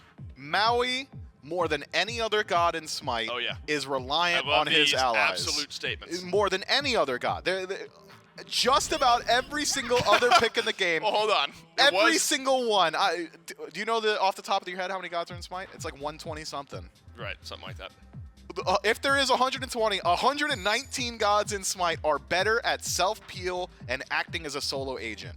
Maui is incapable of protecting himself. Maui has more CC than literally every other pick. 4 pulls, a stun, a wall. Is AMC better at self-disengage than Maui? Absolutely. How? AMC stands his ground, shoots auto attacks, and says, "Stop walking at me, I'll kill you." Maui swings on the sun. Yeah, he swings on the sun, lands, and says, "You just took 40 damage, and then I pulled you at me. I hope my teammate's nearby to help." All right, fair enough. Only a Sith deals in absolute Smith, and questioning your allegiance now at this point. We'll roll through the second wave of bans, though. I think Achilles, a nice adjustment ban for Hex Mambo, because Itori was able to force a lot of that early game pressure on that pick in game 2. Gonna be a different look. Sun Wukong is about as different of a look as we get here, Miff. For a little while last year, that was the pick out of the solo lane. Early on with Bluestone, it synergized quite well. Have not seen Sun Wukong in quite a minute. Yeah, I mean, the Soul Eater nerfs really hurt Sun Wukong. He used to be back in like Season 7. I think it was like one of our first years casting together, Dave. He was a really high priority pick because he goes undying in lane. He's incredibly safe, has CC immunity built in, and could generally rotate into the late game team fight, disrupt the backline. But with Soul Eater added, he became much more powerful, actually became a threat in the fight. Yeah. I'm not so certain that itemization has gone full circle, that Sun Wukong is going to be back fully. But what he does bring and what he's always brought is incredible safety. You can leave this Sun Wukong on an island in lane and decide to play literally anywhere else on map and trust that he shouldn't fall too far behind. I'm excited about the jungle matchup in this one. Mercury for Dzoni on Hex Mambo completely took the game over in game number 1 yesterday when we saw them play up against Personnel Hex Mambo. And then a Susano on the other side. Niflheim Wargs push Hex Mambo to 3. Can they win in game 3? That's now the question. It's Hex Mambo, it's Wargs, it's game 3 with Gormizer and Trelly. Well, thanks so much, Dave and Mifflin. And I'm excited for this one, just the same, Trelly. It's because the jungle matchup, Susano, the Mercury. It's also because of that tier that got locked in at the very end, giving us a treat in the Summer Masters. I'm excited to see what Deathwalker has in store for us here in game number 3. Mambo v Wargs winner finds themselves confirmed, not having to play until, I believe, tomorrow afternoon in the final 4. The loser of this game will have to fight for their lives up against Personnel, who was able to win their match earlier today with a surprise upset. We'll see what Cozyx can do. Nice little stun on the Maui. Trelly, last time around, you said, man, it's real weird. Deathwalker and Trixtank aren't on any gods that can hold W. Neither of them, not a single one of them. Now, they're both on W pressing gods. Oh, yeah. And it does seem like they are going to be feeling confident with that kind of energy behind them. I mean, that's what I've been looking for, and that's what I expected from Mama. Maybe they were just trying something out. Did not work. But this time, you know, tricks on the Fafnir, getting the Indraceptor, jumping in constantly, hitting those hammers. That's the kind of play style I wanted to see. And more specifically, Deathwalker on tier. I mean, that's the kind of god that can proxy farm. That's the kind of god that can invade these buff camps. Exactly like the Amaterasu in game number 1. That's sort of the play style that I'm coming to expect here from Deathwalker. And I don't think that Itori on the Wukong is going to be able to fight. but can match that same amount of pressure, right? I think the Wukong can also proxy farm. Once you get a couple of items online, you really can clear extremely fast, and you still have incredible safety if Dzoni does want to head over there. But for my money, since it is a Mercury, Johnny's probably going to be hanging out around left lane more often than not, or mid. It's just those long lanes are really what starts to add up here. I am perplexed by the Wukong, if I'm honest with you. Been a hot minute since we have seen him played. And you know, matchup talk, and like you said, like being able to be left alone, can proxy, can farm well. Can he still team fight the way that we're kind of used to? I mean, you know, we always used to kind of poke fun at him. That he's the god of staying alive. The rest of his team might die. It could be a 4-man sweep, but it will never be a deicide because Wukong is real good at getting away. Like, does Itori have enough here to kind of match the output to expect there, or that at least that I'm expecting from Deathwalker? Well, early on, probably not. I mean, Wukong doesn't have that same amount of clear, but as the game continues, I think that an annoyance to Zyrhoes, an annoyance to Echrome for sure, and as you highlighted, that amount of survivability that Itori has can really come into fruition there. If you're baiting out abilities with your Somersault Cloud, you go up into the sky, come back down later on, and you start fighting. I think that's going to be an opportunity for the Wargs to be able to find some aggression there. So I think it's fine. You know, it's just one of those matchups where you're trying to ignore the tier's trying to ignore the Wukong in your fast track into farm. Dzoni, though, does have Sonic Boom. Hasn't charged it up. I was going to say, Sarpeii doesn't have the bead, so maybe a possible target, but because I'm a Monster wasn't available, looked like mid-fight was not where Dzoni's looking to get aggressive. Yeah. You could be waiting for a full Golden Blade or a Stone-Cutting Sword, and then charging up that ultimate could be the call here. More often than not, it's the Golden Blade, and it is going to be the Golden Blade there for Dzoni. So, yep, heading over to duo lane. You can see that Mercury already wanting to get active at level 5. No great targets. I don't think that Maui's an easy kill, especially with the meditation. And they haven't been able to pull beads off of Spudio either. But rotating out, maybe waiting for Sarpeii to show himself, because that Blink Susano could be a decent target. Echrome playing patiently. Looking for something out there fishing. Johnny's over here as well. Sarpeii not going to get grabbed up this time around. Instead, he's going to throw out the Typhoon. Not going to find the knock-up on anyone. It's an engage from Dzoni. They find some CC onto Sarpeii, but no damage follow-up. Leaves Sarpeii at half. And leaves Hex Mambo retreating from the fight.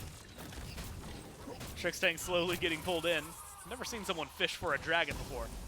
And they didn't catch him. They didn't catch him this time around. They got a bite. He's going to fall back. Yeah, he was able to break free of the line. Did get a bite. I feel like, and look, I understand that he's probably got a very strong fish hook. Yeah. But I have a feeling that most fish hooks are going to, would crumble under a dragon's bite. Well, I don't know, that dude, he does literally lasso this up. Yeah, I'm not too worried about the fish hook. It's more about the rope, right? Because the fish hook is magical. Yeah, do you think he has magical rope, I don't or is it think- just like I don't- standard? He like went to Home Depot. Yeah, I think it's probably standard rope magical fish hook. And because he's so strong, the rope doesn't have that much tension.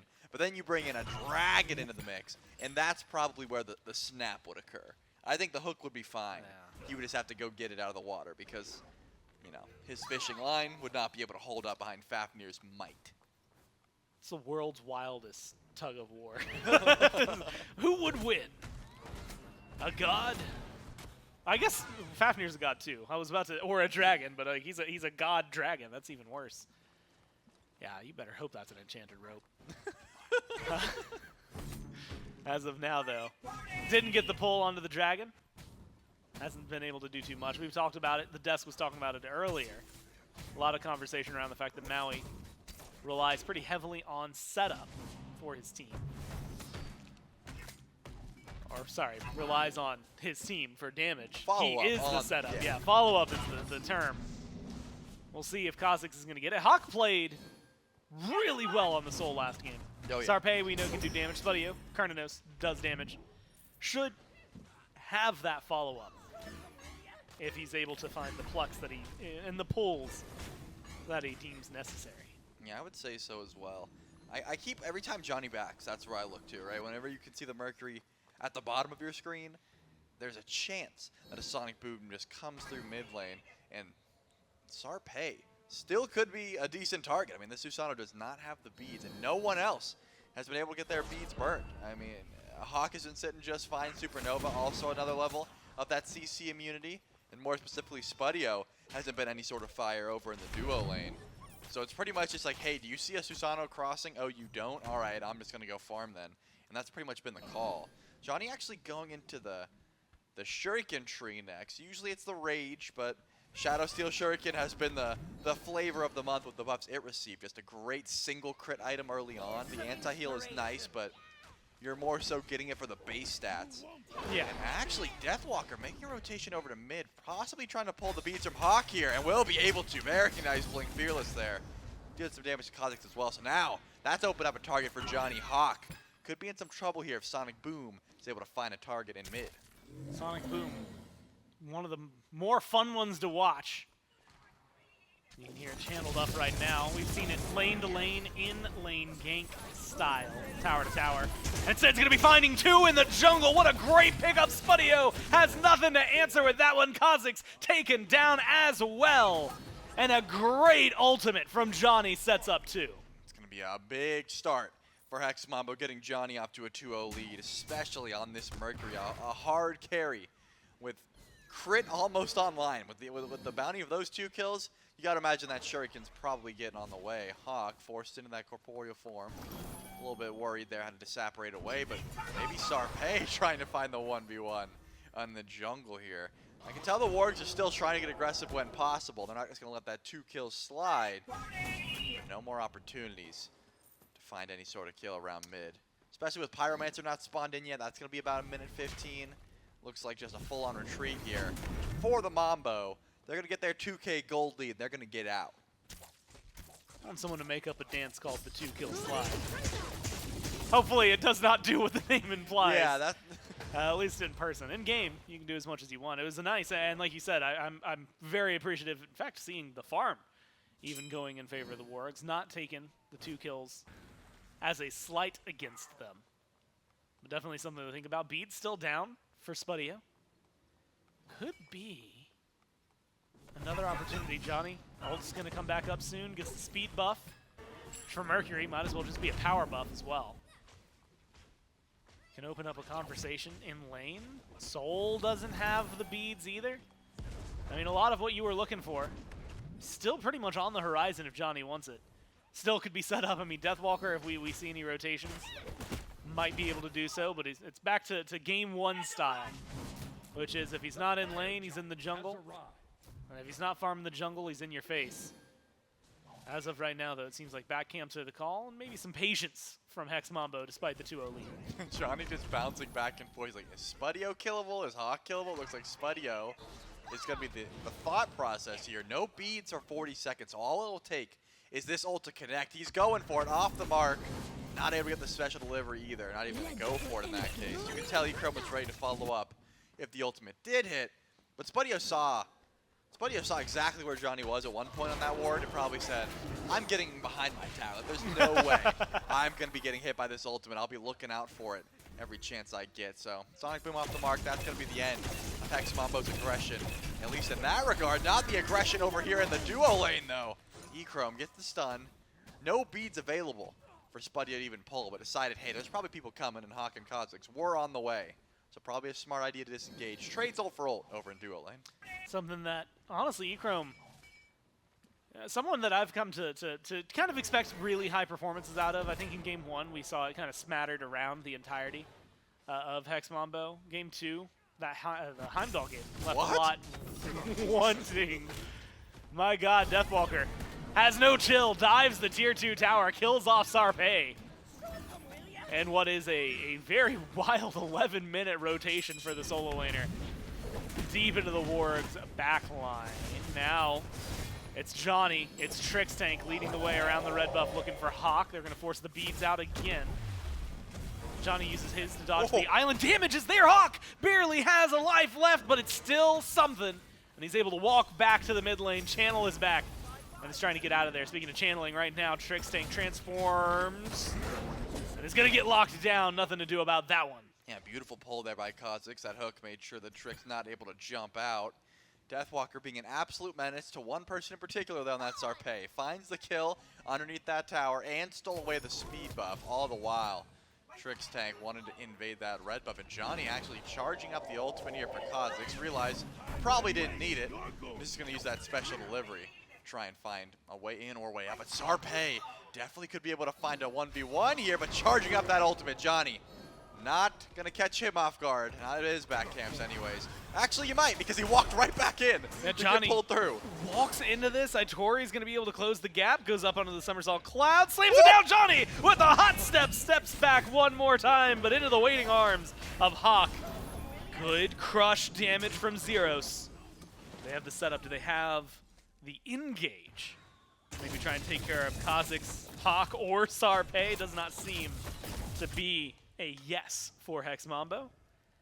So Dzoni, despite maybe some interesting plays, some fun plays, and dances around the jungle, falls flat this time around. Wargs go from 3-0 to 3-2 in about 2 minutes.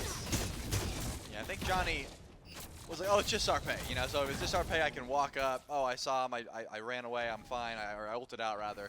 Now I can go for my mid camps, but did not realize that Itori was also at the back camps trying to make sure that that play did not happen. So unfortunately, the Mercury will die for his greediness. And the Wargs are able to try and close up a bit of that gold lead that Mambo's went for. Now, Spudio, or Echrome rather, a little bit too far. Spudio gets credit for that kill. A little bit unfortunate there. I think good bait by Spudio, sitting at the tower line but not quite backing up, just enough to make sure that Echrome knew, hey, if I get like one Rolling Thunder, I can find a kill here. And that was enough for Hawkk to make that rotation over and punish this Ishtar for stepping up a little bit too far. Well played, Wargs. I mean, 3 go unanswered for Hex Mambo, now 3 back for the Wargs. And you have to think, I mean, coming into this tournament, 6th seed in the SCC already, with a single upset under their belts. And I would call it, honestly, 2, just with the fact that they got last game. And now, feeling really solid in maybe their future capabilities. Hex Mambo, one of the few teams this year from the SCC who's been able to take down an SPL team. They did it with flying colors. Even looked good in the set they lost against the Dragons in Summer Masters. Maybe something to be said about what the Wargs are capable of. A lot of claps coming from Dzoni. None of it is resulting in a dash, an ult, up against the Wargs. Seems like they're just going to kind of walk forward, be warded away because of Dzoni. So we're talking about farm game at this point, Shelly, because it seems like the teams are feeling a little nervous about the fights. I love that interaction, though, because hold that thought. Once again, the 1v1, trading out relics, trading out ultimates. It looks like Echrome getting the better for now, but what a cancel! And Spudio Aegis is a bit early, but easily going to be able to win that one. What a brawl. Both relics, both ultimates from both of those ADCs, but the dash cancel from Spudio is enough DPS to make sure that Niflheim Wargs is going to get the better end of that one, and the Oracles on the side of the Gold Fury also going to go down, and they're immediately going to start the pull, but Zyrhoes is here, and I'm a Monster is available. I'm a Monster could be the change that they need. Transformation from Trixtank. That presence from just 2 alone. Add in Dzoni to the mix. Deathwalker's here as well. Are they actually going for a fight? They're going to look for a little more. Thought for sure there was going to be a nasty Fearless there. Going to find one. Hawkk uses the beads. Damage from the Supernova lands on Dzoni and Deathwalker, but it's not enough so far. Deathwalker trying to figure out where to land his autos. Ults in, and a beautiful Bramble pulls out one, forced to use the beads. And the Fearless for a disengaged Sarpeii closing the gap, chasing down Deathwalker. Good peel by Dzoni, but now is Dzoni the one out of position? Nice ult finds 2, gets him far away. Zyrhoes with a Sick'em Crush combo. Make sure that there's some damage, but that is a rare miss from an engage from Hex Mambo. I mean, they are absolutely brawling. I didn't even get a chance to talk about how much I like what Dzoni and Deathwalker were able to do on the right side of the map. At this point, Sarpei's beads are almost back up from that play. Doesn't even matter. Gold Fury rather did not go down. It seemed like the Wargs were trying to get aggressive off of that solo kill that Spudio was able to get onto Echrome. But Pyromancer could be a nice win here. Zyrhoes realizes, hey, this is probably happening, and steps up. The crush enough to warrant the Wargs to back off there. In the lead now 4-3. Not gold-wise, still ahead farm-wise are the Mambo, but kills have been the Wargs as of recent. 4 solid in their favor. I'm just wondering where they would try to get aggressive at. Next, it looks like Deathwalker coming from behind the tower. I'm a monster combo with the Fearless. Hawkk with no beads. That one writes itself. It's a kill for the Hex Mambo in mid. And immediately they're turning it into a tower pressure. It gets pressure for them. With a Gold Fury saved from earlier. And maybe another 1v1. No, Echrome's backing away. Maybe learned his lesson. 0-2 for the Hunter on the Hex Mambo. The Gold Fury, though, Trelly. Still open. No, I'm a monster. Makes it a little more complicated. But Hawk's gone. If they can get their way, Sarpei's either TKO'd, maybe eliminated here as Deathwalker dives deep into the tier 1 tower. Is looking for more, finds the Fearless against the wall. The damage is there. The follow-up is there. And Zyrhoes puts his name on the board for his first. And now they're chasing on even more. Island's gonna be good. Finds Trixtank, finds Zyrhoes. But is that what you wanted if you're Cozyx? They kill Spudio, and they're chasing down more. Itori, Somersault Cloud, potentially going for a disengage, and it lands right back in the middle of them. Stuns out Echrome. Seems like there is still enough. Hawkk, Aegis forced out thanks to Zyrhoes. Now you have to imagine a Gold Fury play for Hex Mambo. Yeah, Draconic Transformation gone, but the Gold Fury is available, and it looks like it's going to be going down for absolute free. Dzoni still pushing up mid lane as well, trying to diversify as much farm as possible during this one engagement here for Mambo. And that's all off the back of huge aggression here from Deathwalker. I mean, this is just the tier looking to find any opportunity that he can. Was able to blink onto that mid-tier 1, push Hawkk out and I'm a monster. Then much later on, go over to left, use that Lawbringer over the wall to catch Sarpeii, and also a great ult from Echrome to pull the beads from the Susano to start the rest of that engagement. Spudio had a bit of survivability, was able to juke underneath that tower for a little, but once Trix was able to use that ultimate and chain enough stuns together, put that Cyrhoes down as well. Dzoni, the only one available to try and go for a steal on the Pyromancer. Made you look as decent, even with the crit. Not enough, and the Niflheim Wargs will be able to grab that objective in the meantime. But last time we talked, Gore, 1,000 gold. Now, about 4,000 or 5,000 gold in favor of the Mambo. Yeah, it was a, hey, Wargs lead in kills, but golden experience, pretty much equal. Yeah, like you said, pretty massive lead off of a big play from Hex Mambo. Starts with Deathwalker there in mid. And then just transcends and traverses, I should say, the left side of the map. I'm keeping my eyes on one important thing for me, Trelly, and that's Please that do. rage. Not even the rage. It's the serrated edge picked up for Dzoni. Then into the Deathbringer. I mean, you were talking about the crits. That was before the Deathbringer. Yep. Now it feels as if Dzoni is going to be one hell of a punch to deal with. And oh no, Spudio. I have to be careful. No crit so far. Oh, going to be the blink forward special delivery. Throws him in 300 for the hit and then follows it up. What a 1-2 punch. Double kill for Echrome, but all set up by Dzoni and the powerful punches. I mean, Dzoni, with the ultimate, knew he wasn't going to connect there. I mean, knew Spudio was going to be able to juke that, but once the dash was down, also knew there was no relics available and was able to blink the Wild Hunt and pre-beads the Typhoon to just absolutely put down that Cyrhoes. And then, of course, the rest of the team was there to put down Sarpeii as well. Great looks, and you got to imagine Fire Giant is a topic of conversation for Hex Mambo, and they are all going to step over a ward on the way towards that Fire Giant. Zyrhoes is going to be the best confirm on the map pretty easily. But there is a Maui, so maybe this landfall could... Oh, this is going down so fast, there's no way. Yeah, Crush might not even need the I'm a Monster. Hex Mambo get that one. They force the swing from Cozyx.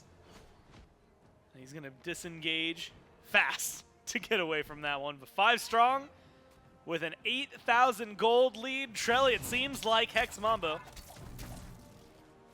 despite a rocky start, have put themselves in a position good for sieging. We'll see if they can get some Phoenixes, maybe crack this base. And it's going to be the call. Typhoon going to keep tier 2 alive for a bit and, I guess, poke out Echrome in the meantime, whereas Deathwalker trying to stop the split push, trying to make sure the left side of the map not able to get anything. They're going to poke him down here with the Lawbringer. I'm curious how long it would take to even kill this tier. It looks like we'll never know because they're not going to be able to. 3v1 does get the beads and the ultimate out of the tier, and then a back for the tier as well. Actually, just Johnny. Tier's going to still. It looks like Deathwalker wants to keep pushing, at least wait up for his team, but that tier 2 and right did go down. So Hex Mambo continues to push that gold lead for the time being. I'm wondering where the Wargs are going to draw their line in the sand, though. Do they just say, hey, we can fight over towers here even though it's 10,000 gold? Are we fighting for Phoenix? And it looks like grouped up are the Wargs underneath those towers. So if Hex Mambo steps up, maybe feeling confident, maybe the Wargs are able to find a good pull in from Cozyx, you know, some good burst damage from Hawkk. I think some key items online there for the Soul of the Spear of the Magus, as well as that Polynomicon could help out with the burst. But as you highlighted, and as we've seen, Johnny's autos hurt, man. They hurt real bad. So Real bad. it's scary to see whoever's going to find this Mercury in the jungle. And Spudio might not want this fight the way he thinks he does. I was going to say, threw out an auto. I don't know if that's a thing you want to try and challenge Johnny here. Go for the ult. Itori's off to the side. Deathwalker's zoning. Now Deathwalker's in the Phoenix. The tier 2 still stands in mid. Does not seem to be stopping him. Eats a lot of damage, half health. Spudio's not going to let him walk away for free. Left side Phoenix is getting aggressed on. Tier 2 in mid still standing. Johnny rotating over. Big crit onto Cozyx. There's not going to be a lot of follow-up. Watching for the jungler what kind of rotation we might see. Echrome in a little bit of danger. Uses the dash, uses the ult, goes down! Itori leads the way. You need a resurgence from Hex Mambo. They want to make this Phoenix work, but they don't seem to have the confidence now that Echrome's gone. And they fall back almost instantly. Yeah, definitely the smart call just to retreat after that play. So I guess that was the question. The Wargs were able to step up there because of a weird grouping, and I say a weird split there from Hex Mambo. Now, this Oni Fury is started up, but it looks like the Wargs are going to be able to step up to this one. Pay attention to Deathwalker, though. Does wrap around huge Fearless. Able to pull the beads from Hawkk there, and goodbye, God. Spudio. The damage from Zyrhoes after a 3-man Fearless into a great engage from Johnny sets up even more. They find 3 in the blink of an eye. Still a minute on the power play. 10 seconds for Echrome. But with 40 seconds, Trelly, left side Phoenix is guaranteed. Can they go for the end? They might be able to press past here. Let's watch the team. Seems, based on body language, that they don't feel confident going for the Titan just yet. They're going to fall back, play this one safe. And they had some decent damage there, but without Echrome, and especially with Johnny just going full crit, their Titan damage would have taken a good bit. And tier 2 in mid still up. You have Oni Fury you could go for, so Hex Mambo are going to play this one smart. Get as much farm off the map as possible before going in for a Titan siege.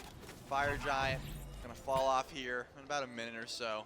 So they have their chance to reset and maybe look towards the right side of the map and try and make sure they get that Fire Giant once again. But look at this, Sarpeii and Cozyx stepping up, and Echrome seems to know where they are. It sort of looked to me like Echrome looked over there and said, no, I'm not going towards red buff, and I'm going to stay here with the rest of the squad.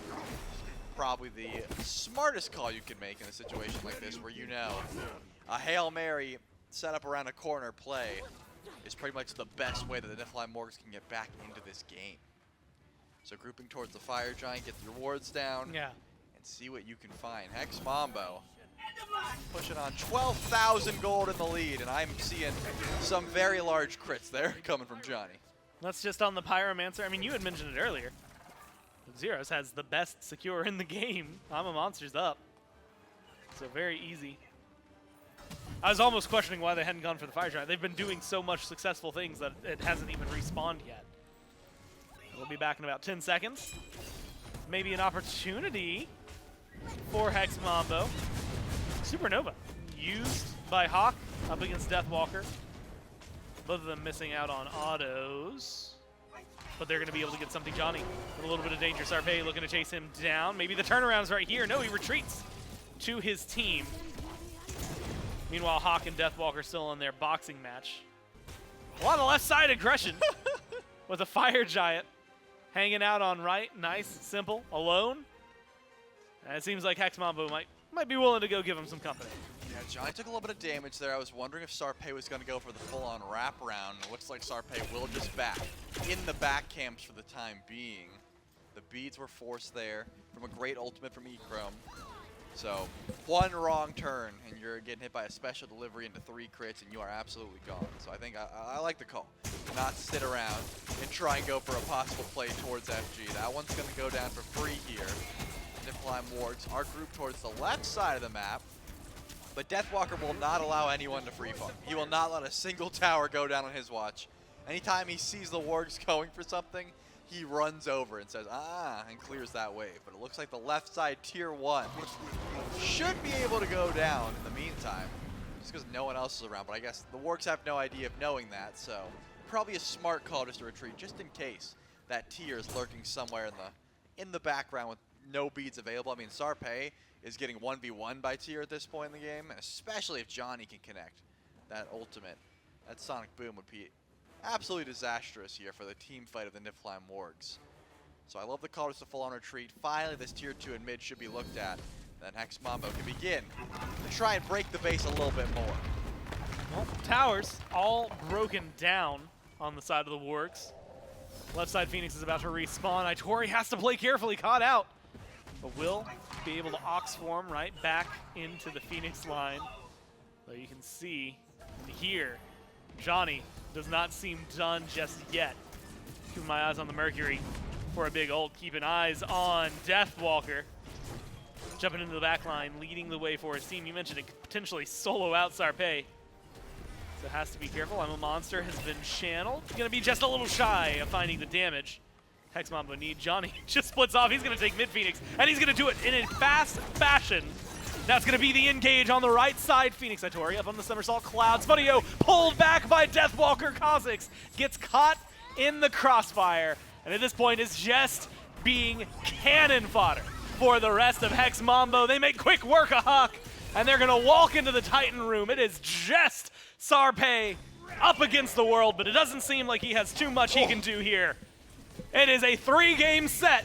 But Hex Mambo still take the win. Yeah, those were those big crits we've been talking about. I think that was some good damage there from Dzoni, as well as Zyrhoes.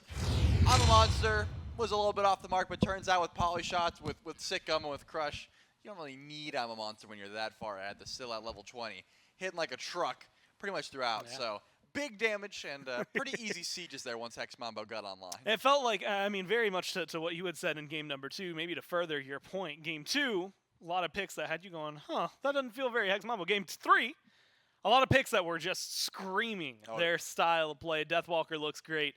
Dzoni looks great. No, the whole of them look great. And they win this game, move themselves up to the Elim stage, the Final 4. We'll see what they're going to be able to do a little later tomorrow. Meanwhile, the Wargs are going to have to fight a little longer, but that's going to do it for myself and Trelly. We'll throw it back to the desk, and they can break this down further. Hex Mambo able to get the win after 3. They advance on to our next round of play here at the EU SEC Championships. Now, I won't fully bail out Hex. In the past, this has been a team, unnecessarily going to 3. I think Niflheim Wargs earned that Game 2 win. Fully looked like the more complete team in Game 2. But then traditionally with Hex Mambo Myth, it has been right back to it in Game 3. So even in the SEC in Phase 3, if the set's gone long, they've gone that extra game, feels like Hex Mambo very good at making those final adjustments. And in Game 3 this time around, I think to speak to your point where the Wargs had earned Game 2, the early was highly contentious here. It really took a good long while for Hex Mambo to fall into their standard, I suppose, winning pace, what they had become accustomed to throughout the regular season. It was generally around that, I want to say 12, 13 minute mark, 14 maybe, where Hex Mambo were more solidified in their ability to essentially do whatever they want on the map. Whereas previously, the Niflheim Wargs were kind of checking them at every turn. Sarpeii was getting active, maybe some attempted ganks towards Itori didn't work by nature of the Sun Wukong. Cozyx was going for proactive plays as well. But eventually, given their opportunities, Hex Mambo start to stack it up with neutral objective play, with hyper-aggressive invades, and with that, stack up a lead as well. Once they establish their lead, Hex Mambo, they're accustomed to it. They stick to it, and they keep that pressure up all the way across the map. I loved, in particular, the initiations from Dzoni. Not often you see a Mercury get this active on map all the way throughout the back line. It felt like Deathwalker was hard-pressed to find any opportunity to actually make plays on his own, which is why we got Charlie talking about how he's just maneuvering the map during these neutral objective plays, just trying to find something to do, because the rest of his team was looking so good. Yeah, by the end of the game, you know, Deathwalker walks under the right side Phoenix, little tier skirmish there, but was a full-on win. And when Dzoni gets the Mercury, you gotta look out. I actually thought early in the game there were a couple kills that dropped for Dzoni on the Mercury. I was thinking that was just easy breezy then for Hex Mambo, but not without a little bit of contention, as you point out, from Hex Mambo, or from the Niflheim Wargs, rather. Both of them.